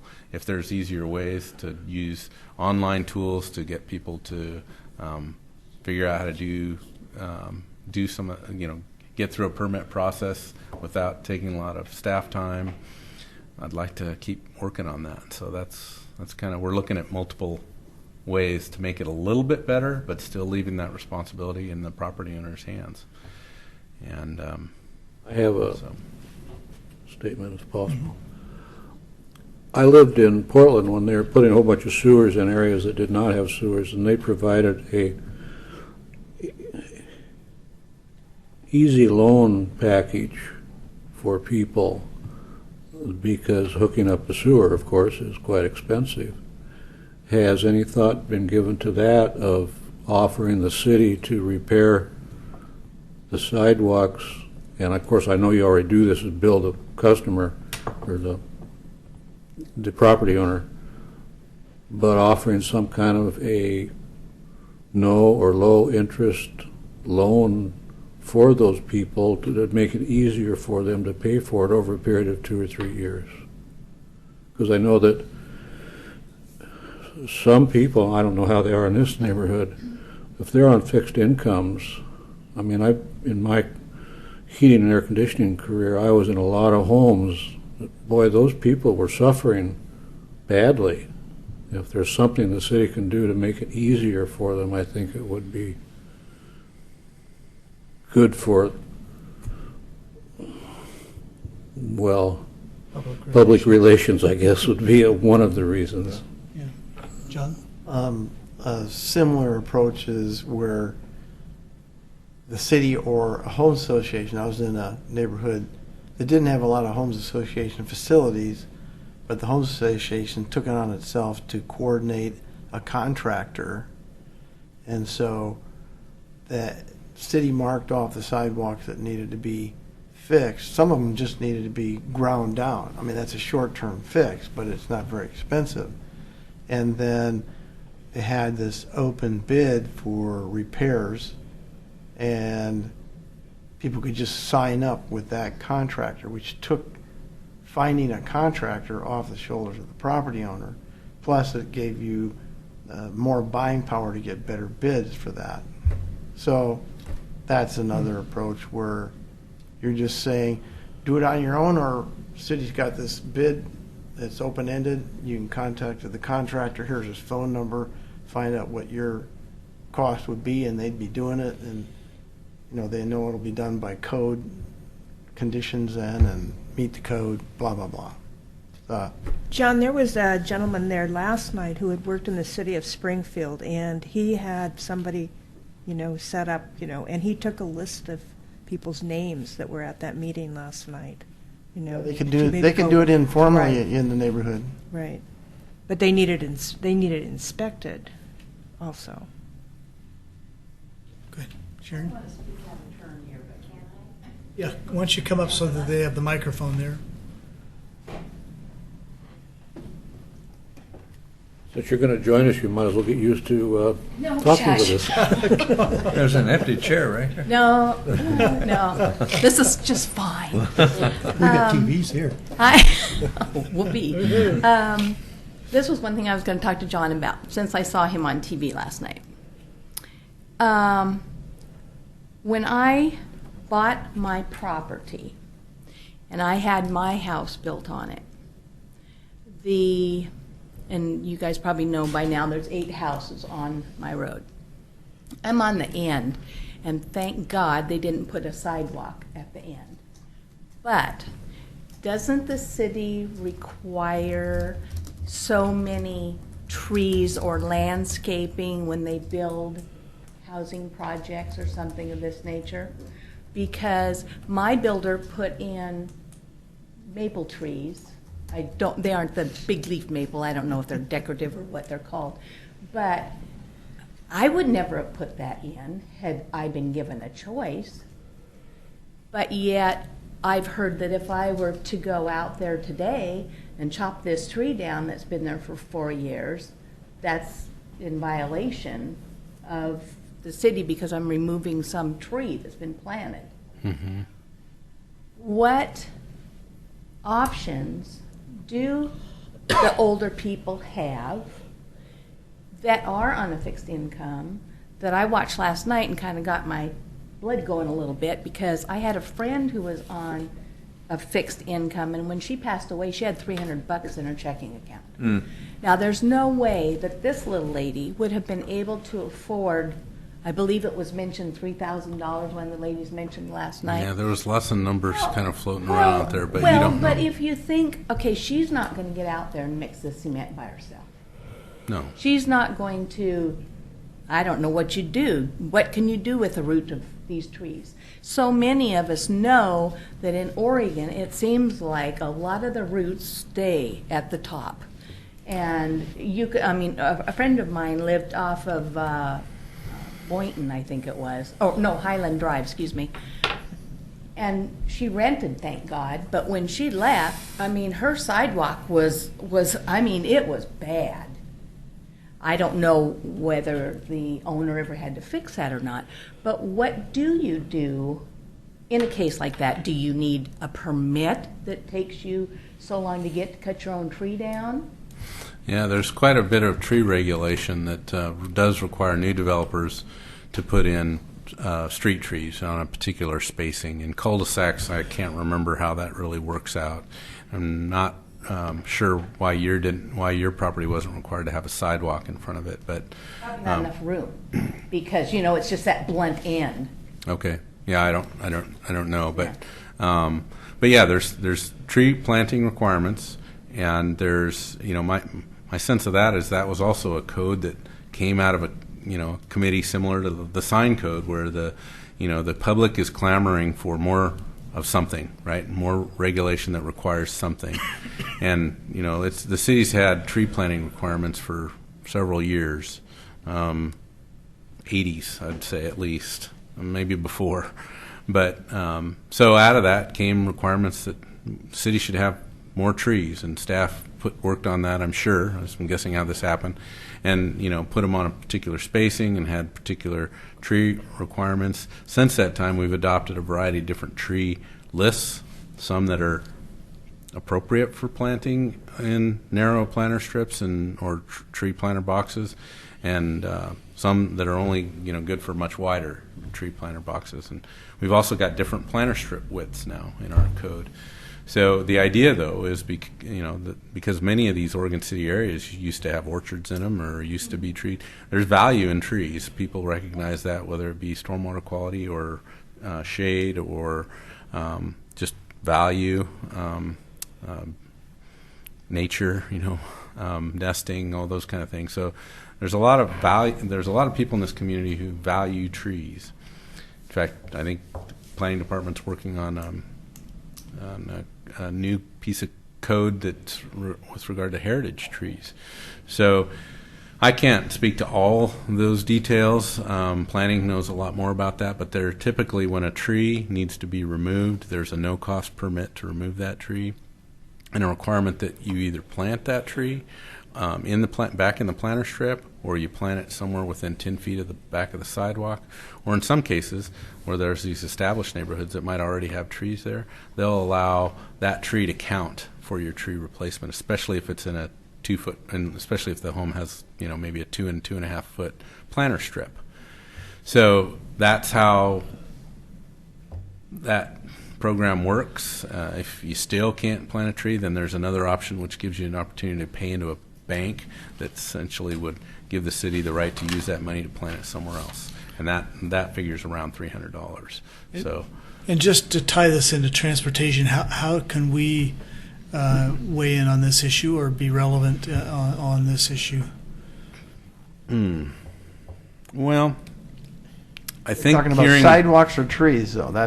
I think we originally started with sidewalks. Now we're on trees. Yeah, I know they're related. I'm pretty focused on the sidewalk piece, but the tree, they are so related.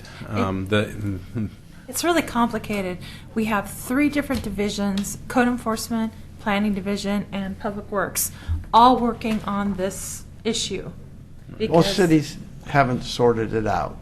Yeah. Most cities started. It's kind of from the city beautiful movement, turn of the century, in Midwestern cities where they had prairie, so they wanted a lot of trees, and they put in wider boulevard strips, and they put in the elms and the maples, had that canopy, and you drive out of the town and there's not that many trees. Here you got a lot of trees all over the place. So the question is whether the whole theory of city beautiful, particularly with trees that arch over everything, is even the primary goal. We had a big pushback in Troutdale because people saying, you're taking that, put a tree in the boulevards to make everything look uniform. We want to be able to look out and see the gorge. You're blocking our view. So I mean, it kind of explains you have these theories that come out someplace from a different geographic area in the country, and we apply them here, and they leave you with a can of worms. Yeah, we've definitely got a can of worms. So I think what we're doing is finding that we're not trying to throw the baby out with the bathwater.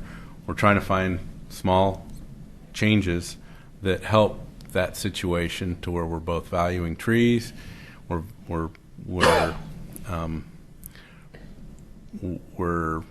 definitely valuing sidewalks and pedestrian ways. So, yeah, we just need to keep working through that, I think, and I think there's room for more and more adjustment. I mean, planning has come a long ways with regard to their adjustments that they've made with regard to these trees, but they're still requiring trees. Well, that's what I was wondering, because, I mean, I don't know how many of you have driven down there, but I'm on the end, and there was this huge fir tree there, and my neighbor had a big maple. Well, the maple was rotten, so they did cut that down. Now, as far as permits, I have no idea, but it was crowding out my fir tree. But I have held strong to keep that fir tree because I love it. First thing I did was plant a blue spruce and a pink dogwood and a red maple in my yard. So I love trees. It's just that since the pavement comes almost up to where the builder planted this maple tree, already when I line up my 3 yard debris, garbage, and recycle bins right there, one of them is always underneath the branches of this tree. And, I keep trimming it up and everything, but, something like that, I mean, do you chop it down and get in trouble, or, I've already planted my tree, so to replace it. Bob had a comment, and then Well, I think that the sidewalks are part of the transportation system in any city, number one. So you've got to treat it in unison with vehicles, pedestrian plus vehicle transportation. So given the fact that it is part of a transportation system, I think it falls within the purview of this committee. The second thing is, it just blows my mind, is this thing, according to John, and I agree with you, it's gotten out of hand. It's confusing, and it should not be confusing. Local government should not be confusing, especially to the taxpayer. They ought to know what they're paying for and why. And every time we pile just a little incremental change here and there over the years, what am I doing? There's something wrong with this picture, you see. Now the other problem is, and I think it's fixable, is the financing of this thing.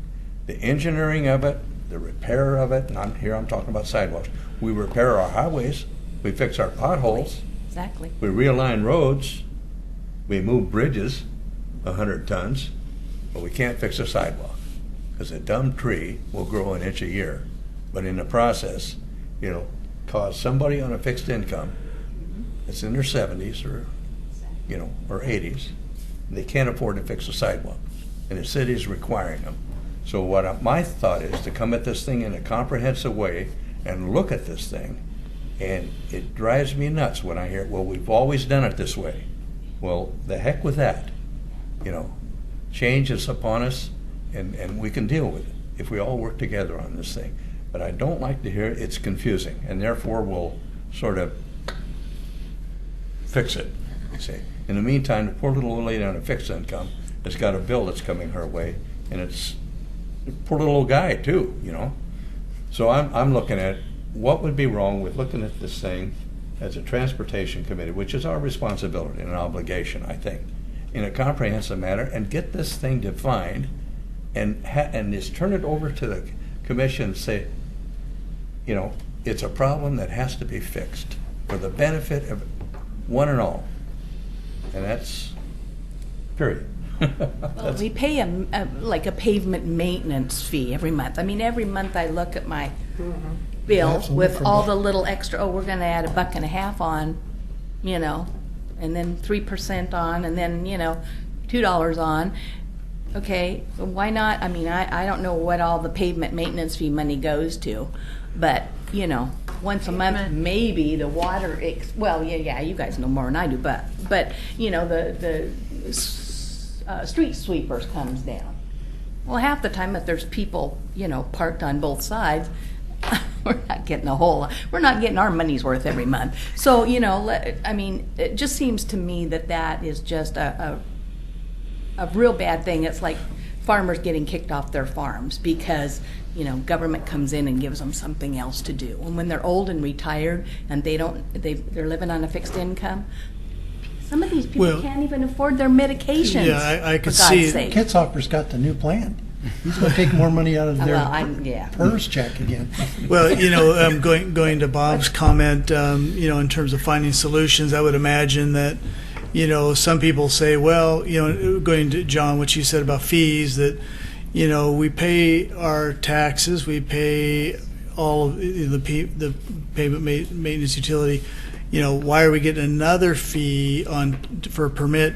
There may be a good explanation. I'm assuming there is a good explanation. It may be a simple handout. Maybe they already have that. I don't know. But explaining why this is an additional fee that you have to pay instead of it just coming out of the budget.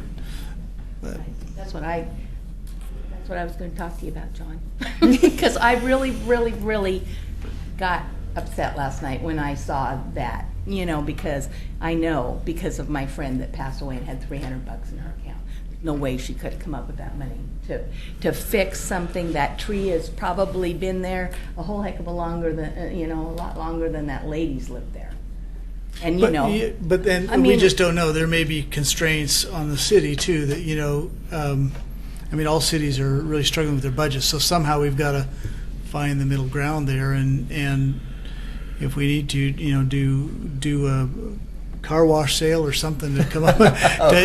Communities coming together to support their neighbors, in need. So, right. But Well- I think just for myself, I guess I speak for myself, of just understanding how it works at the city level and why that's Well, the way I mean, it is. there's definitely not a pot of money unspoken for that's available for sidewalk maintenance liability in the city's current budget.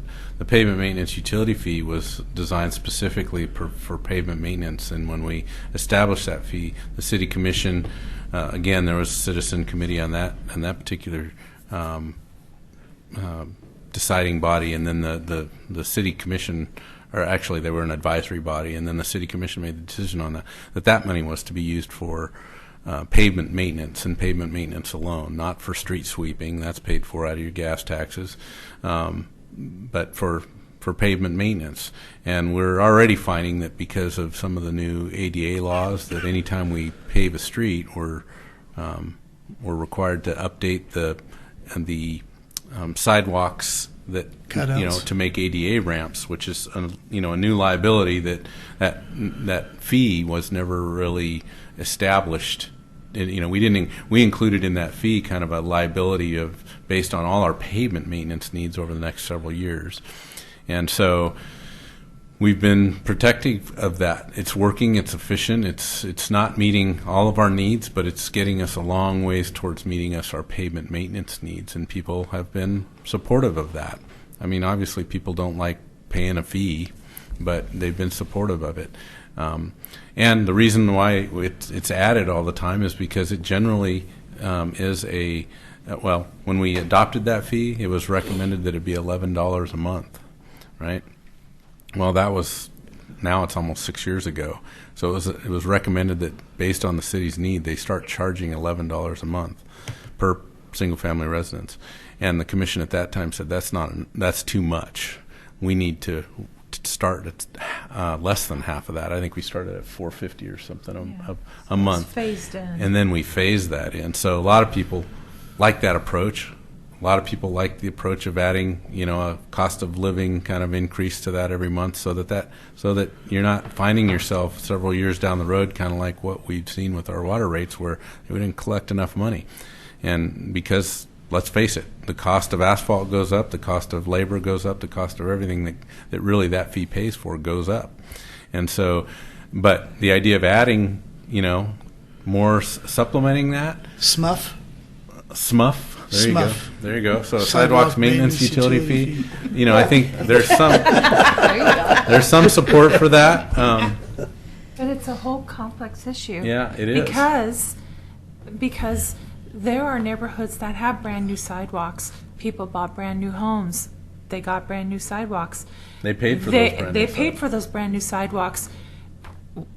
And they might say, why am I paying to replace sidewalks in older neighborhoods? So there's a whole equality problem, too. Probably if they have trees planted there, sooner or later, everybody else is going to be paying for them Maybe to they will. repair their sidewalks. Maybe I they'll don't know. maintain them. But then you also have Jason, people Mary, you that wanna come don't up? have sidewalks. Well, that's true. I don't have a sidewalk. I know. Yeah.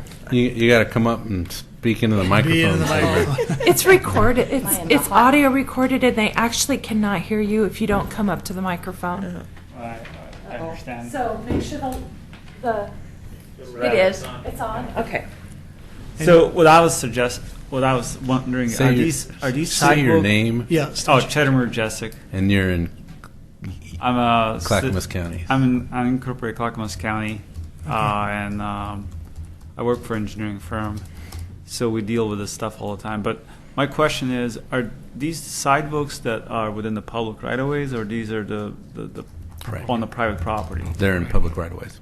So they're public. So, I mean, it is expenditure that people have to initially build, but it would be a kind of cool to have a program where people can pay into, because eventually all of the sidewalks experience some sort of maintenance issue, and I think that it's not a huge expenditure throughout the city, but when you have it, an issue, you could just get into that fund and repair it, and I think it's a small fee that everybody pay into, and I think it would be a good idea to have something like that.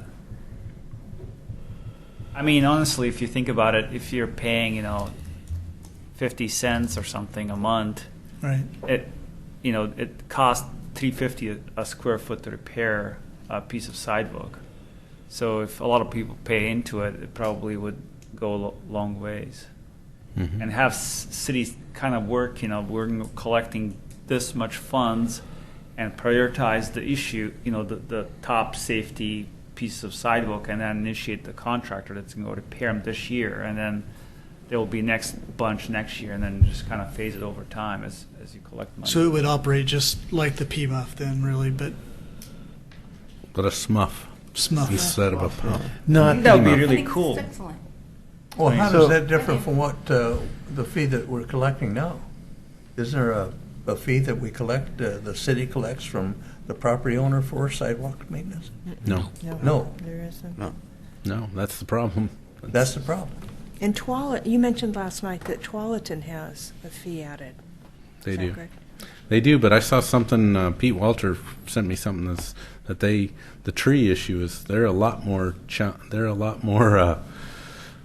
Their costs and charges for tree maintenance are significant. Well, John, what's this 450 or whatever that we're assessing property owners for? A user fee or something? No. $4.50 a month was the initial PIMA fee per residential unit 6 years ago. And it's still in existence? It's Now, still- now it's over $11 It's a month. $11.54. And that money's used for what? Pavement maintenance. Well, that's what I'm talking about, and that's what this gentleman said. Sidewalks are excluded. Excluded? Yeah, they made Excluded. sure, I see. the city council, because they did that because they were afraid that somebody was going to start, we need to add this sidewalk, we need to add this sidewalk. They wanted it just to fix the roads. We're period. trying to manage your money. We're trying to be fiscally responsible, and that is strictly for the maintenance of roadways. Well, see, that's my point. I think the sidewalk is part of the transportation system as well. I don't disagree with that, but again, back to the commitment that we made as City Commission, that was between curbs, basically, curb to curb maintenance. Well, So you'd have to get a city commission yeah, I variance think on the City that or Commission would have to make change. a change. okay. Mr. Chairman? Yes. The other issue that I think you have to visit, if you start looking at, is the city's going to start repairing sidewalks. Who's going to take liability for injuries associated with sidewalks? 'Cause Why that- should it be any different than the liability you take for maintenance of a road?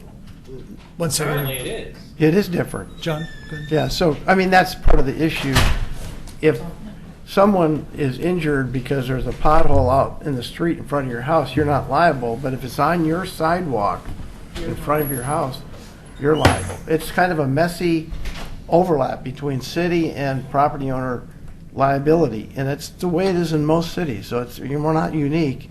There's not too many people that have good solutions, and we could have this round-robin discussion about the issues all night long. We got a few other items we need to go through. So my question is, how do we want to try to handle this? So we had this conversation.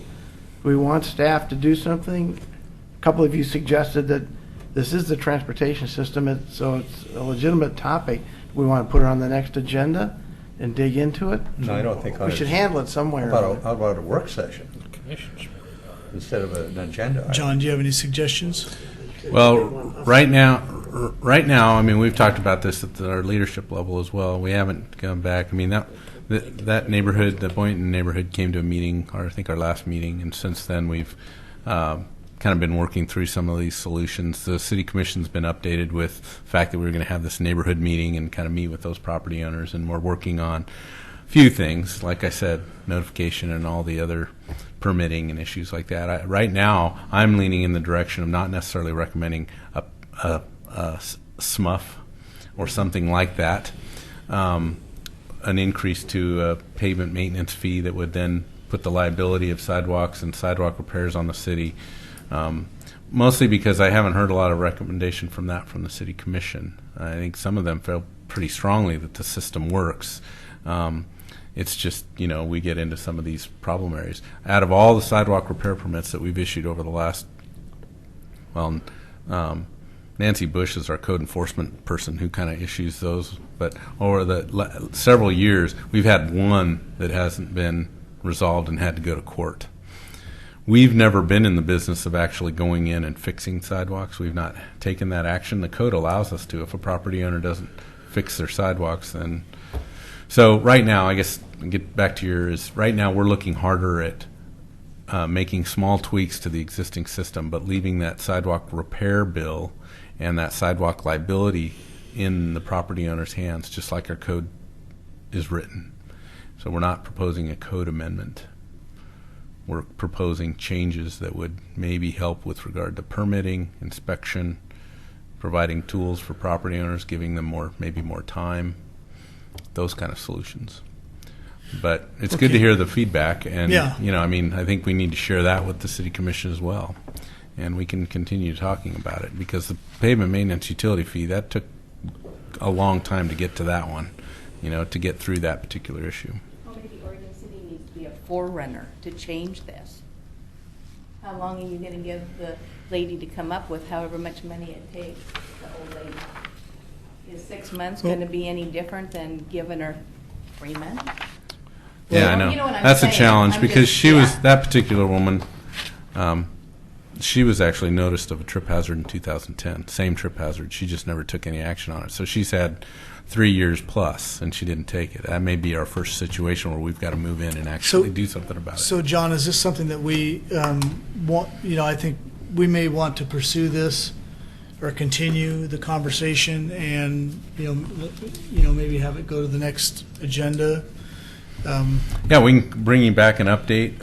Right now, it's not scheduled for an update with the City Commission at our next meeting, but at some point we need to get back to the City Commission with kind of all the recommendations that we're making. Tonight, So, yeah. Okay. No, it won't be at Wednesday night's meeting, so it may be at the following meeting. There's no other advisory committee that's put its oar in the water on this topic at this point, right? No. So we could do it, we're the logical one because of the transportation system. So whether it's next month or the month after, I think it would be good to have it as an agenda item, and we'll Okay. see where it goes. Mm-hmm. Okay. And at some point, make some kind of a recommendation to the City Commission. Yeah. So we can schedule our City Commission update, unless they are clamoring for updates on that. We could schedule that maybe after the next TAC meeting. All right. Thank you for all your input and comments on that. Let's see, roadway transfers. It's a long agenda. Dutch Brothers. Dutch Brothers. I'm sorry, Dutch Brothers. Okay, so we're taking a lot of time on all these issues. You can tell we haven't met all summer, but I just wanted to give you an update. We're planning to talk. This is an issue we're planning to talk to the City Commission and give them an update on. Continue to get complaints about Dutch Brothers, and this is down at 10th and Main. I think we've talked about it at this group. In 2009, Nancy Crushar had a engineering study done that kind of provided some on-site and off-site recommendations for what could happen there. And based on these complaints, we don't really have too many options, really. People get frustrated with the fact that customers of Dutch Brothers driving up 10th towards Singer Hill stop there, and with traffic kind of backing out of the driveway, stay sitting out in that travel lane and there's really not enough space to allow people to go around. They do, but we could never stripe it that way, in other words. So the question is, do we put some kind of a harder barrier that prevents that left turn from 10th Street into the Dutch Brothers driveway? And while I support that more than, that's really the only option that the city kind of has to kind of prevent that measure. So I'm on the fence right now as to whether or not that's the right direction to go, but we get a fair amount of complaints about it. And the concern that I have is if we do a hard barrier like that, we may see other problems. That may result in more backups along Singer Hill coming down the hill as traffic goes up and around, or there's another access driveway on Main Street, and it's not very far from the intersection either. It may result in some kind of backup there. So it's not a very, it's not an easy fix.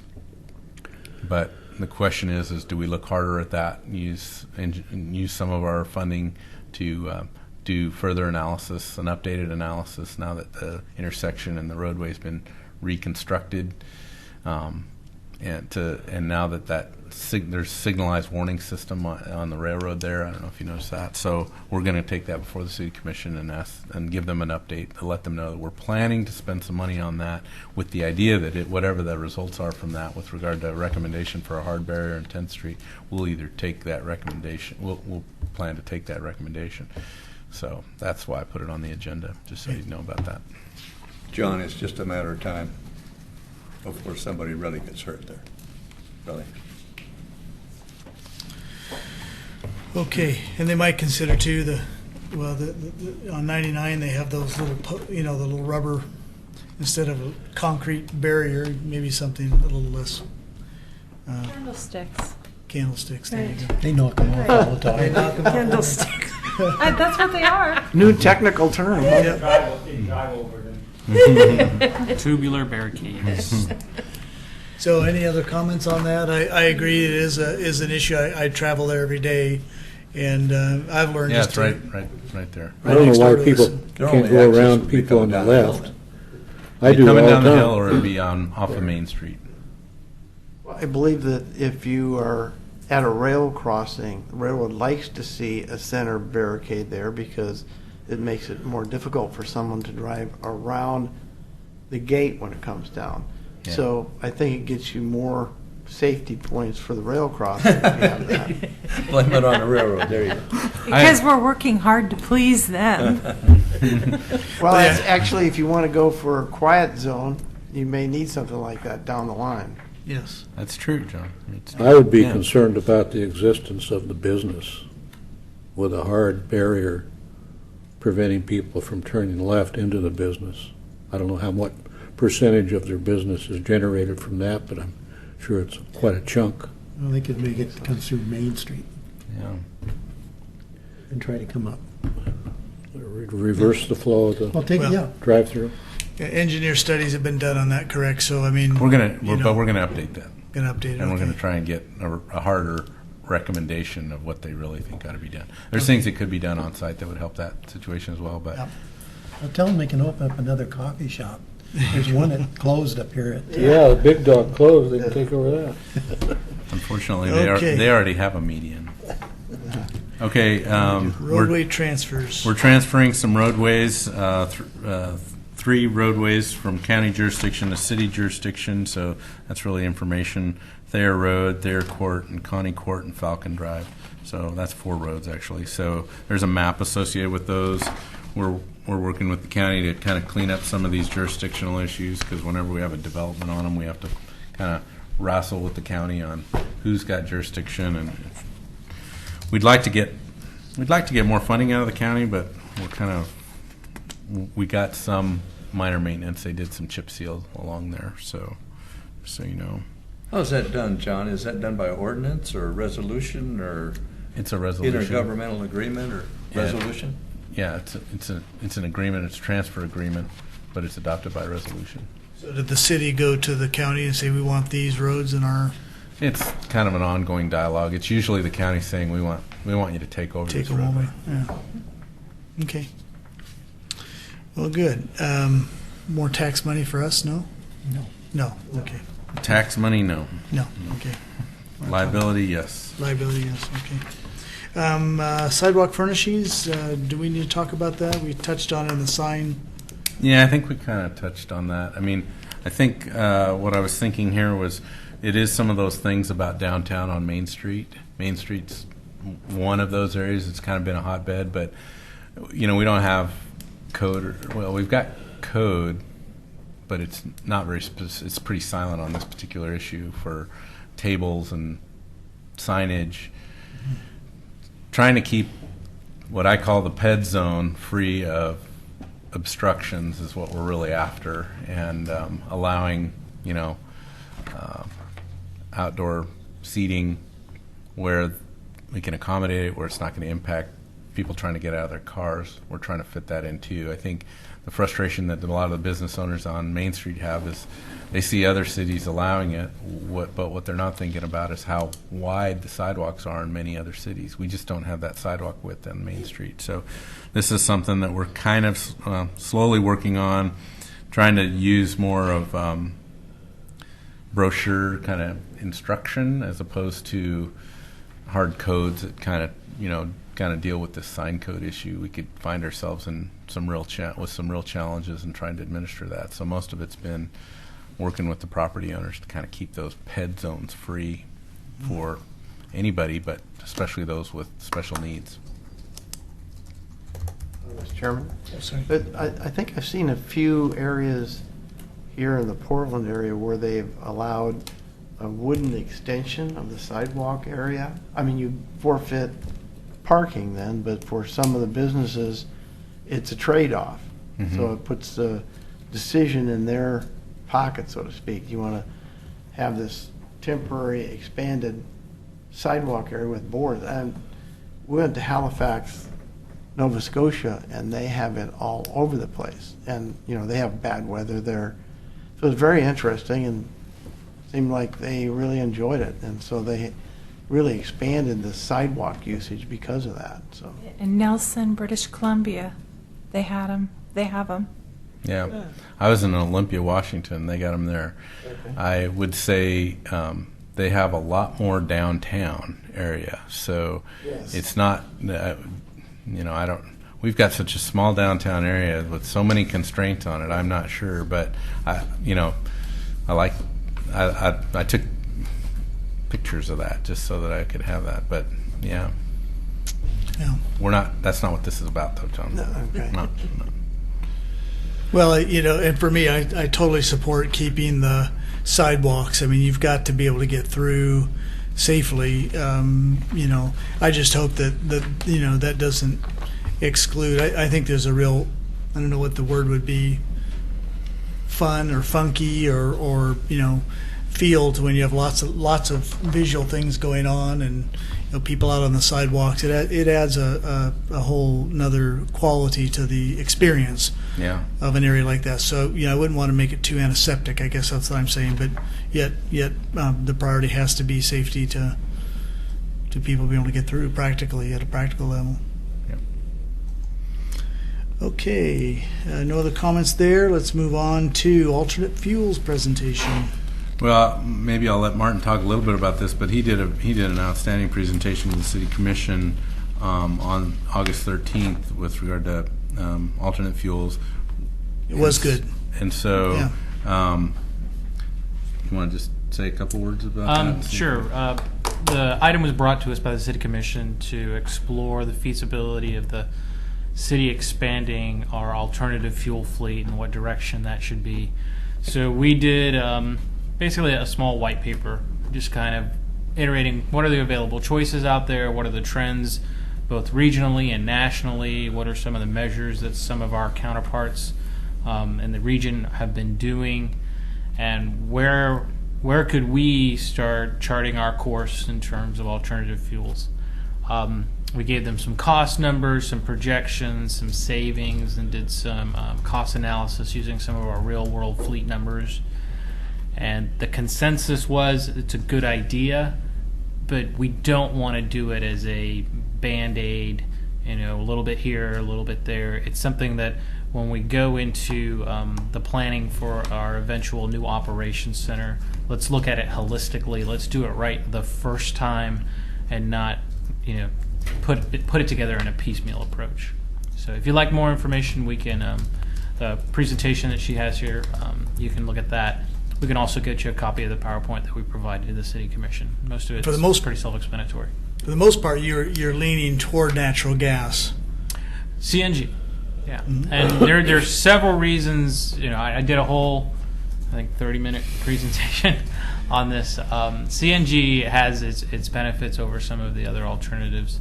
One of the main things for myself, and I think for most people who look at alternative fuels, it's locally sourced. It's the most readily available alternative energy source outside of wind or solar that we have in the United States. And it's not tied to the index of gasoline. Whereas you look at your other alternative fuels, for whether it's biofuels or propane or some of these others, they're all, if you work your way back up the food chain, they're all tied into the cost of gasoline, crude oil, whereas natural gas isn't. So it's one of the alternatives, or one of the rationales that we explored, and we said this is probably the route we would look at. The other thing that we didn't go too far into, but it's another very viable alternative, is pure electrical vehicles. And we'd probably explore that a little bit further if we are going to put our feet, further than we already are, because we do have alternative fuel vehicles in our fleet. Electric and CNG are probably our best approaches. I just have to throw in that we now have electric assist bikes that are just incredible. So I'd at least even like to talk to the police department about adding a bike patrol with those. So, but yeah, the compressed natural gas. Yeah, we have friends who actually bought a car that has that. Honda. Mm-hmm. Yep. Pretty interesting. Yep. But yeah. Just as a quick point of comparison.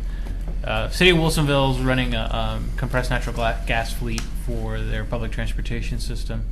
They're paying equivalent, gas equivalent, $1.50 a gallon. So, and we are paying, I think our average for last year was $3.28. So a little bit of a savings. A little bit. Yeah. Okay. Any comments? We'll move on to the next item. Oregon City TriMet Services. Not a lot to update here, other than we're continuing to talk to TriMet. That feels very much like their hands are tied across the region due to some of their own contract issues, but trying to get additional routes in Oregon City seems to have kind of we've hit a bit of a roadblock with TriMet. They've kind of suggested that they're with the new rail alignment that's coming into Milwaukee, that will give them an opportunity to kind of reevaluate all their routes on this end of the region, and that they think at that time there'll be an opportunity for some more bus routes. But we don't have a schedule, and we don't really have any certainty with that. Martin and I met with the staff person who was kind of helping us through this issue, and they kind of were referring to us to a couple of models that include more of a rideshare program that would supplement the TriMet program. But the models that they referred to, they had some initial grant funding that might have got them some study work done, or got some bus stop improvements, or maybe even a purchase of a vehicle.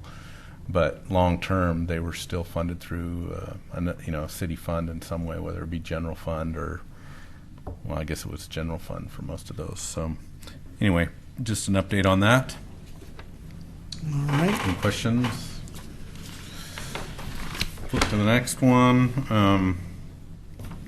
Upcoming street closures. There's we had the downtown car show, so we didn't get a chance to. We might have mentioned that one at our last meeting. I can't remember, but that sounded fairly successful. That was September 14th. October 4th, we're going to have the Oregon City Homecoming Parade. So that's basically the main closures along Lynn as you go up Lynn. It also goes down Jackson. So keep that in mind. It's for me. I thank you, John. October 6th, I believe, is a Sunday, is the Willamette Falls Festival. Correct. And the Willamette Falls Festival Planning Committee is planning to close the Oregon City Westland Bridge for from 6 to noon on the 6th.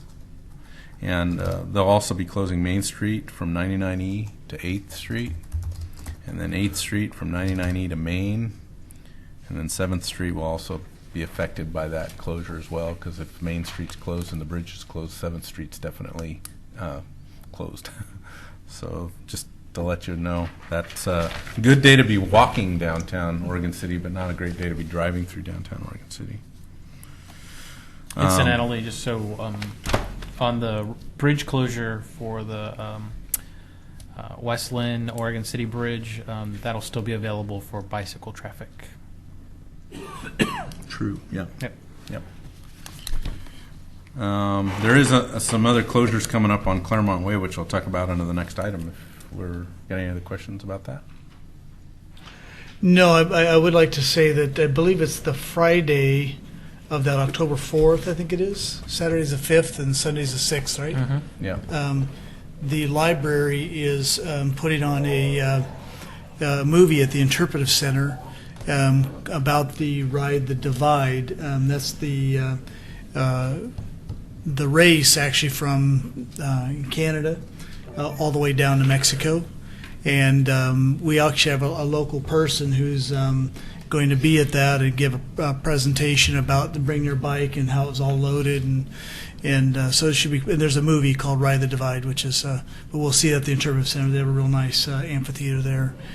So that's 6:30, I believe it is, on the 4th.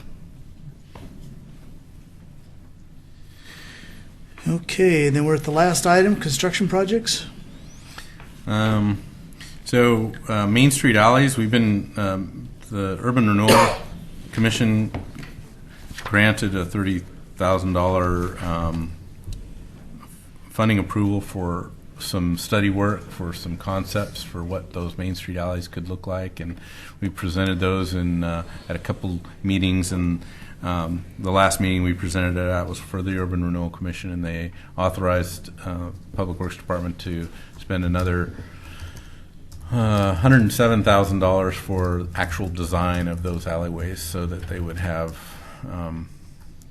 utility improvements and sidewalk improvements or finish improvements, which included concrete along the alleyways. So it's the alleyway between, and I think there was, that included 2 segments. We studied 3 of the alley segments. So the alley between 7th and 8th, there's actually 2 segments there, one on either side of Main Street. And then there's another alley segment between 8th and 9th. No, 7th, 8th and 9th. Yes, that's right, 8th and 9th. Between Bush's Furnishing and I can't remember the other business there, but so Is that Rudd's Rudd's Jewelers and the Com Structures or something like that. They're down there. So we're going to be looking at designs for those projects and construction of those projects. 7th and John Adams pedestrian crossing, you want to talk about that? Electrician's been out, and we have a cost proposal. We just got it back the other day. We've been delaying this installation. I know we talked about this when I first arrived, just for the expediency of trying to get a lot of work done during the summer. That took precedence over this pedestrian crossing. We do intend to have this installed probably within the next 30 days. Now that we have some quotes in, we'll go into a service agreement with the contractor to get this installed. Excellent. You want to talk about crack seal? How far we got this summer? I don't know the details, so you can share that. We'll Go bring ahead. it up in the next time. Okay. Okay. McLaughlin Boulevard Enhancement Project, continuing to move forward with design work on that, and there's some right-of-way acquisition that I know we're going through some details with ODOT, but that's still on track for construction. I think they're hoping to actually have those documents out for bidding in November, and the project needs to be completed by December of 2014, so we're still on track for that kind of completion. There was a little bit of an upset about the removal of trees and shrubbery along Dunes Drive, along the River Shore Hotel. And I think we've worked through that. We're going to have a nice landscape plan there, but the main reason for removal of that is there's quite a stormwater feature that is going to require a fair amount of grading along there. So all those existing trees and shrubs need to come out of there. So, but that's moving forward. Claremont Way, we are working through the water line improvements are just about complete. And then we're going to move into road reconstruction. And that particular roadway, we're going to peel off the existing asphalt, and then we're going to use a process that involves cement-treated base. So they come in and they actually till up the existing soil and whatever rock is under the asphalt, there's not a lot in that particular roadway, and then we'll add cement to that mixture and till it all up and grade it and compact it and then repave it. So that's all of Claremont from. We did this process already on Claremont from Malala to Berta, and we'll be taking it from Berta on almost to the park, and that'll complete most of Claremont, but there's still a whole nother half to do. And so all of that work is pretty weather dependent, but we've got Kathy's put together a web page for that.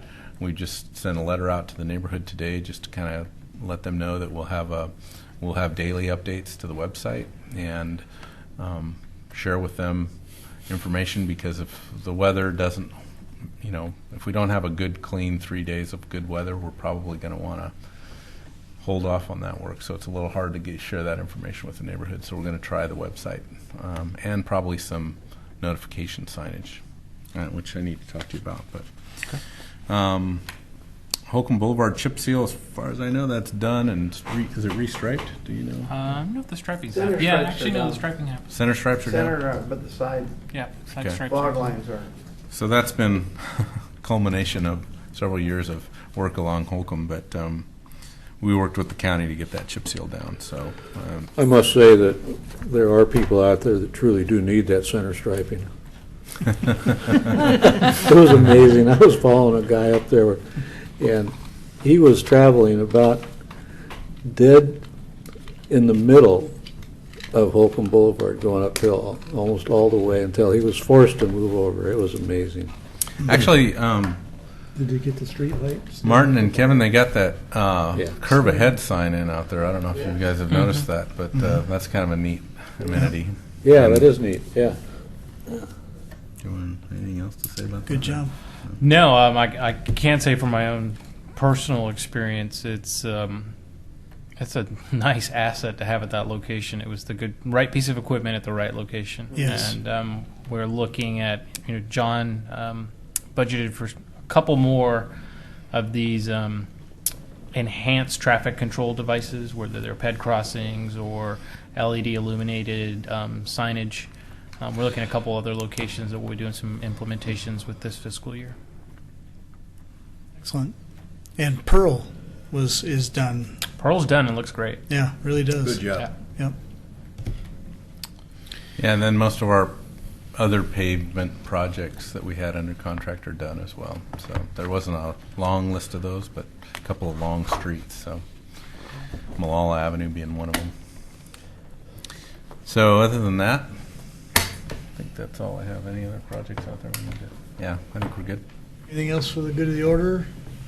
Nope. Thank you for everybody taking a little bit extra time. We're doing some catch up from being gone a couple months, but thank you. Meeting's adjourned. Yeah.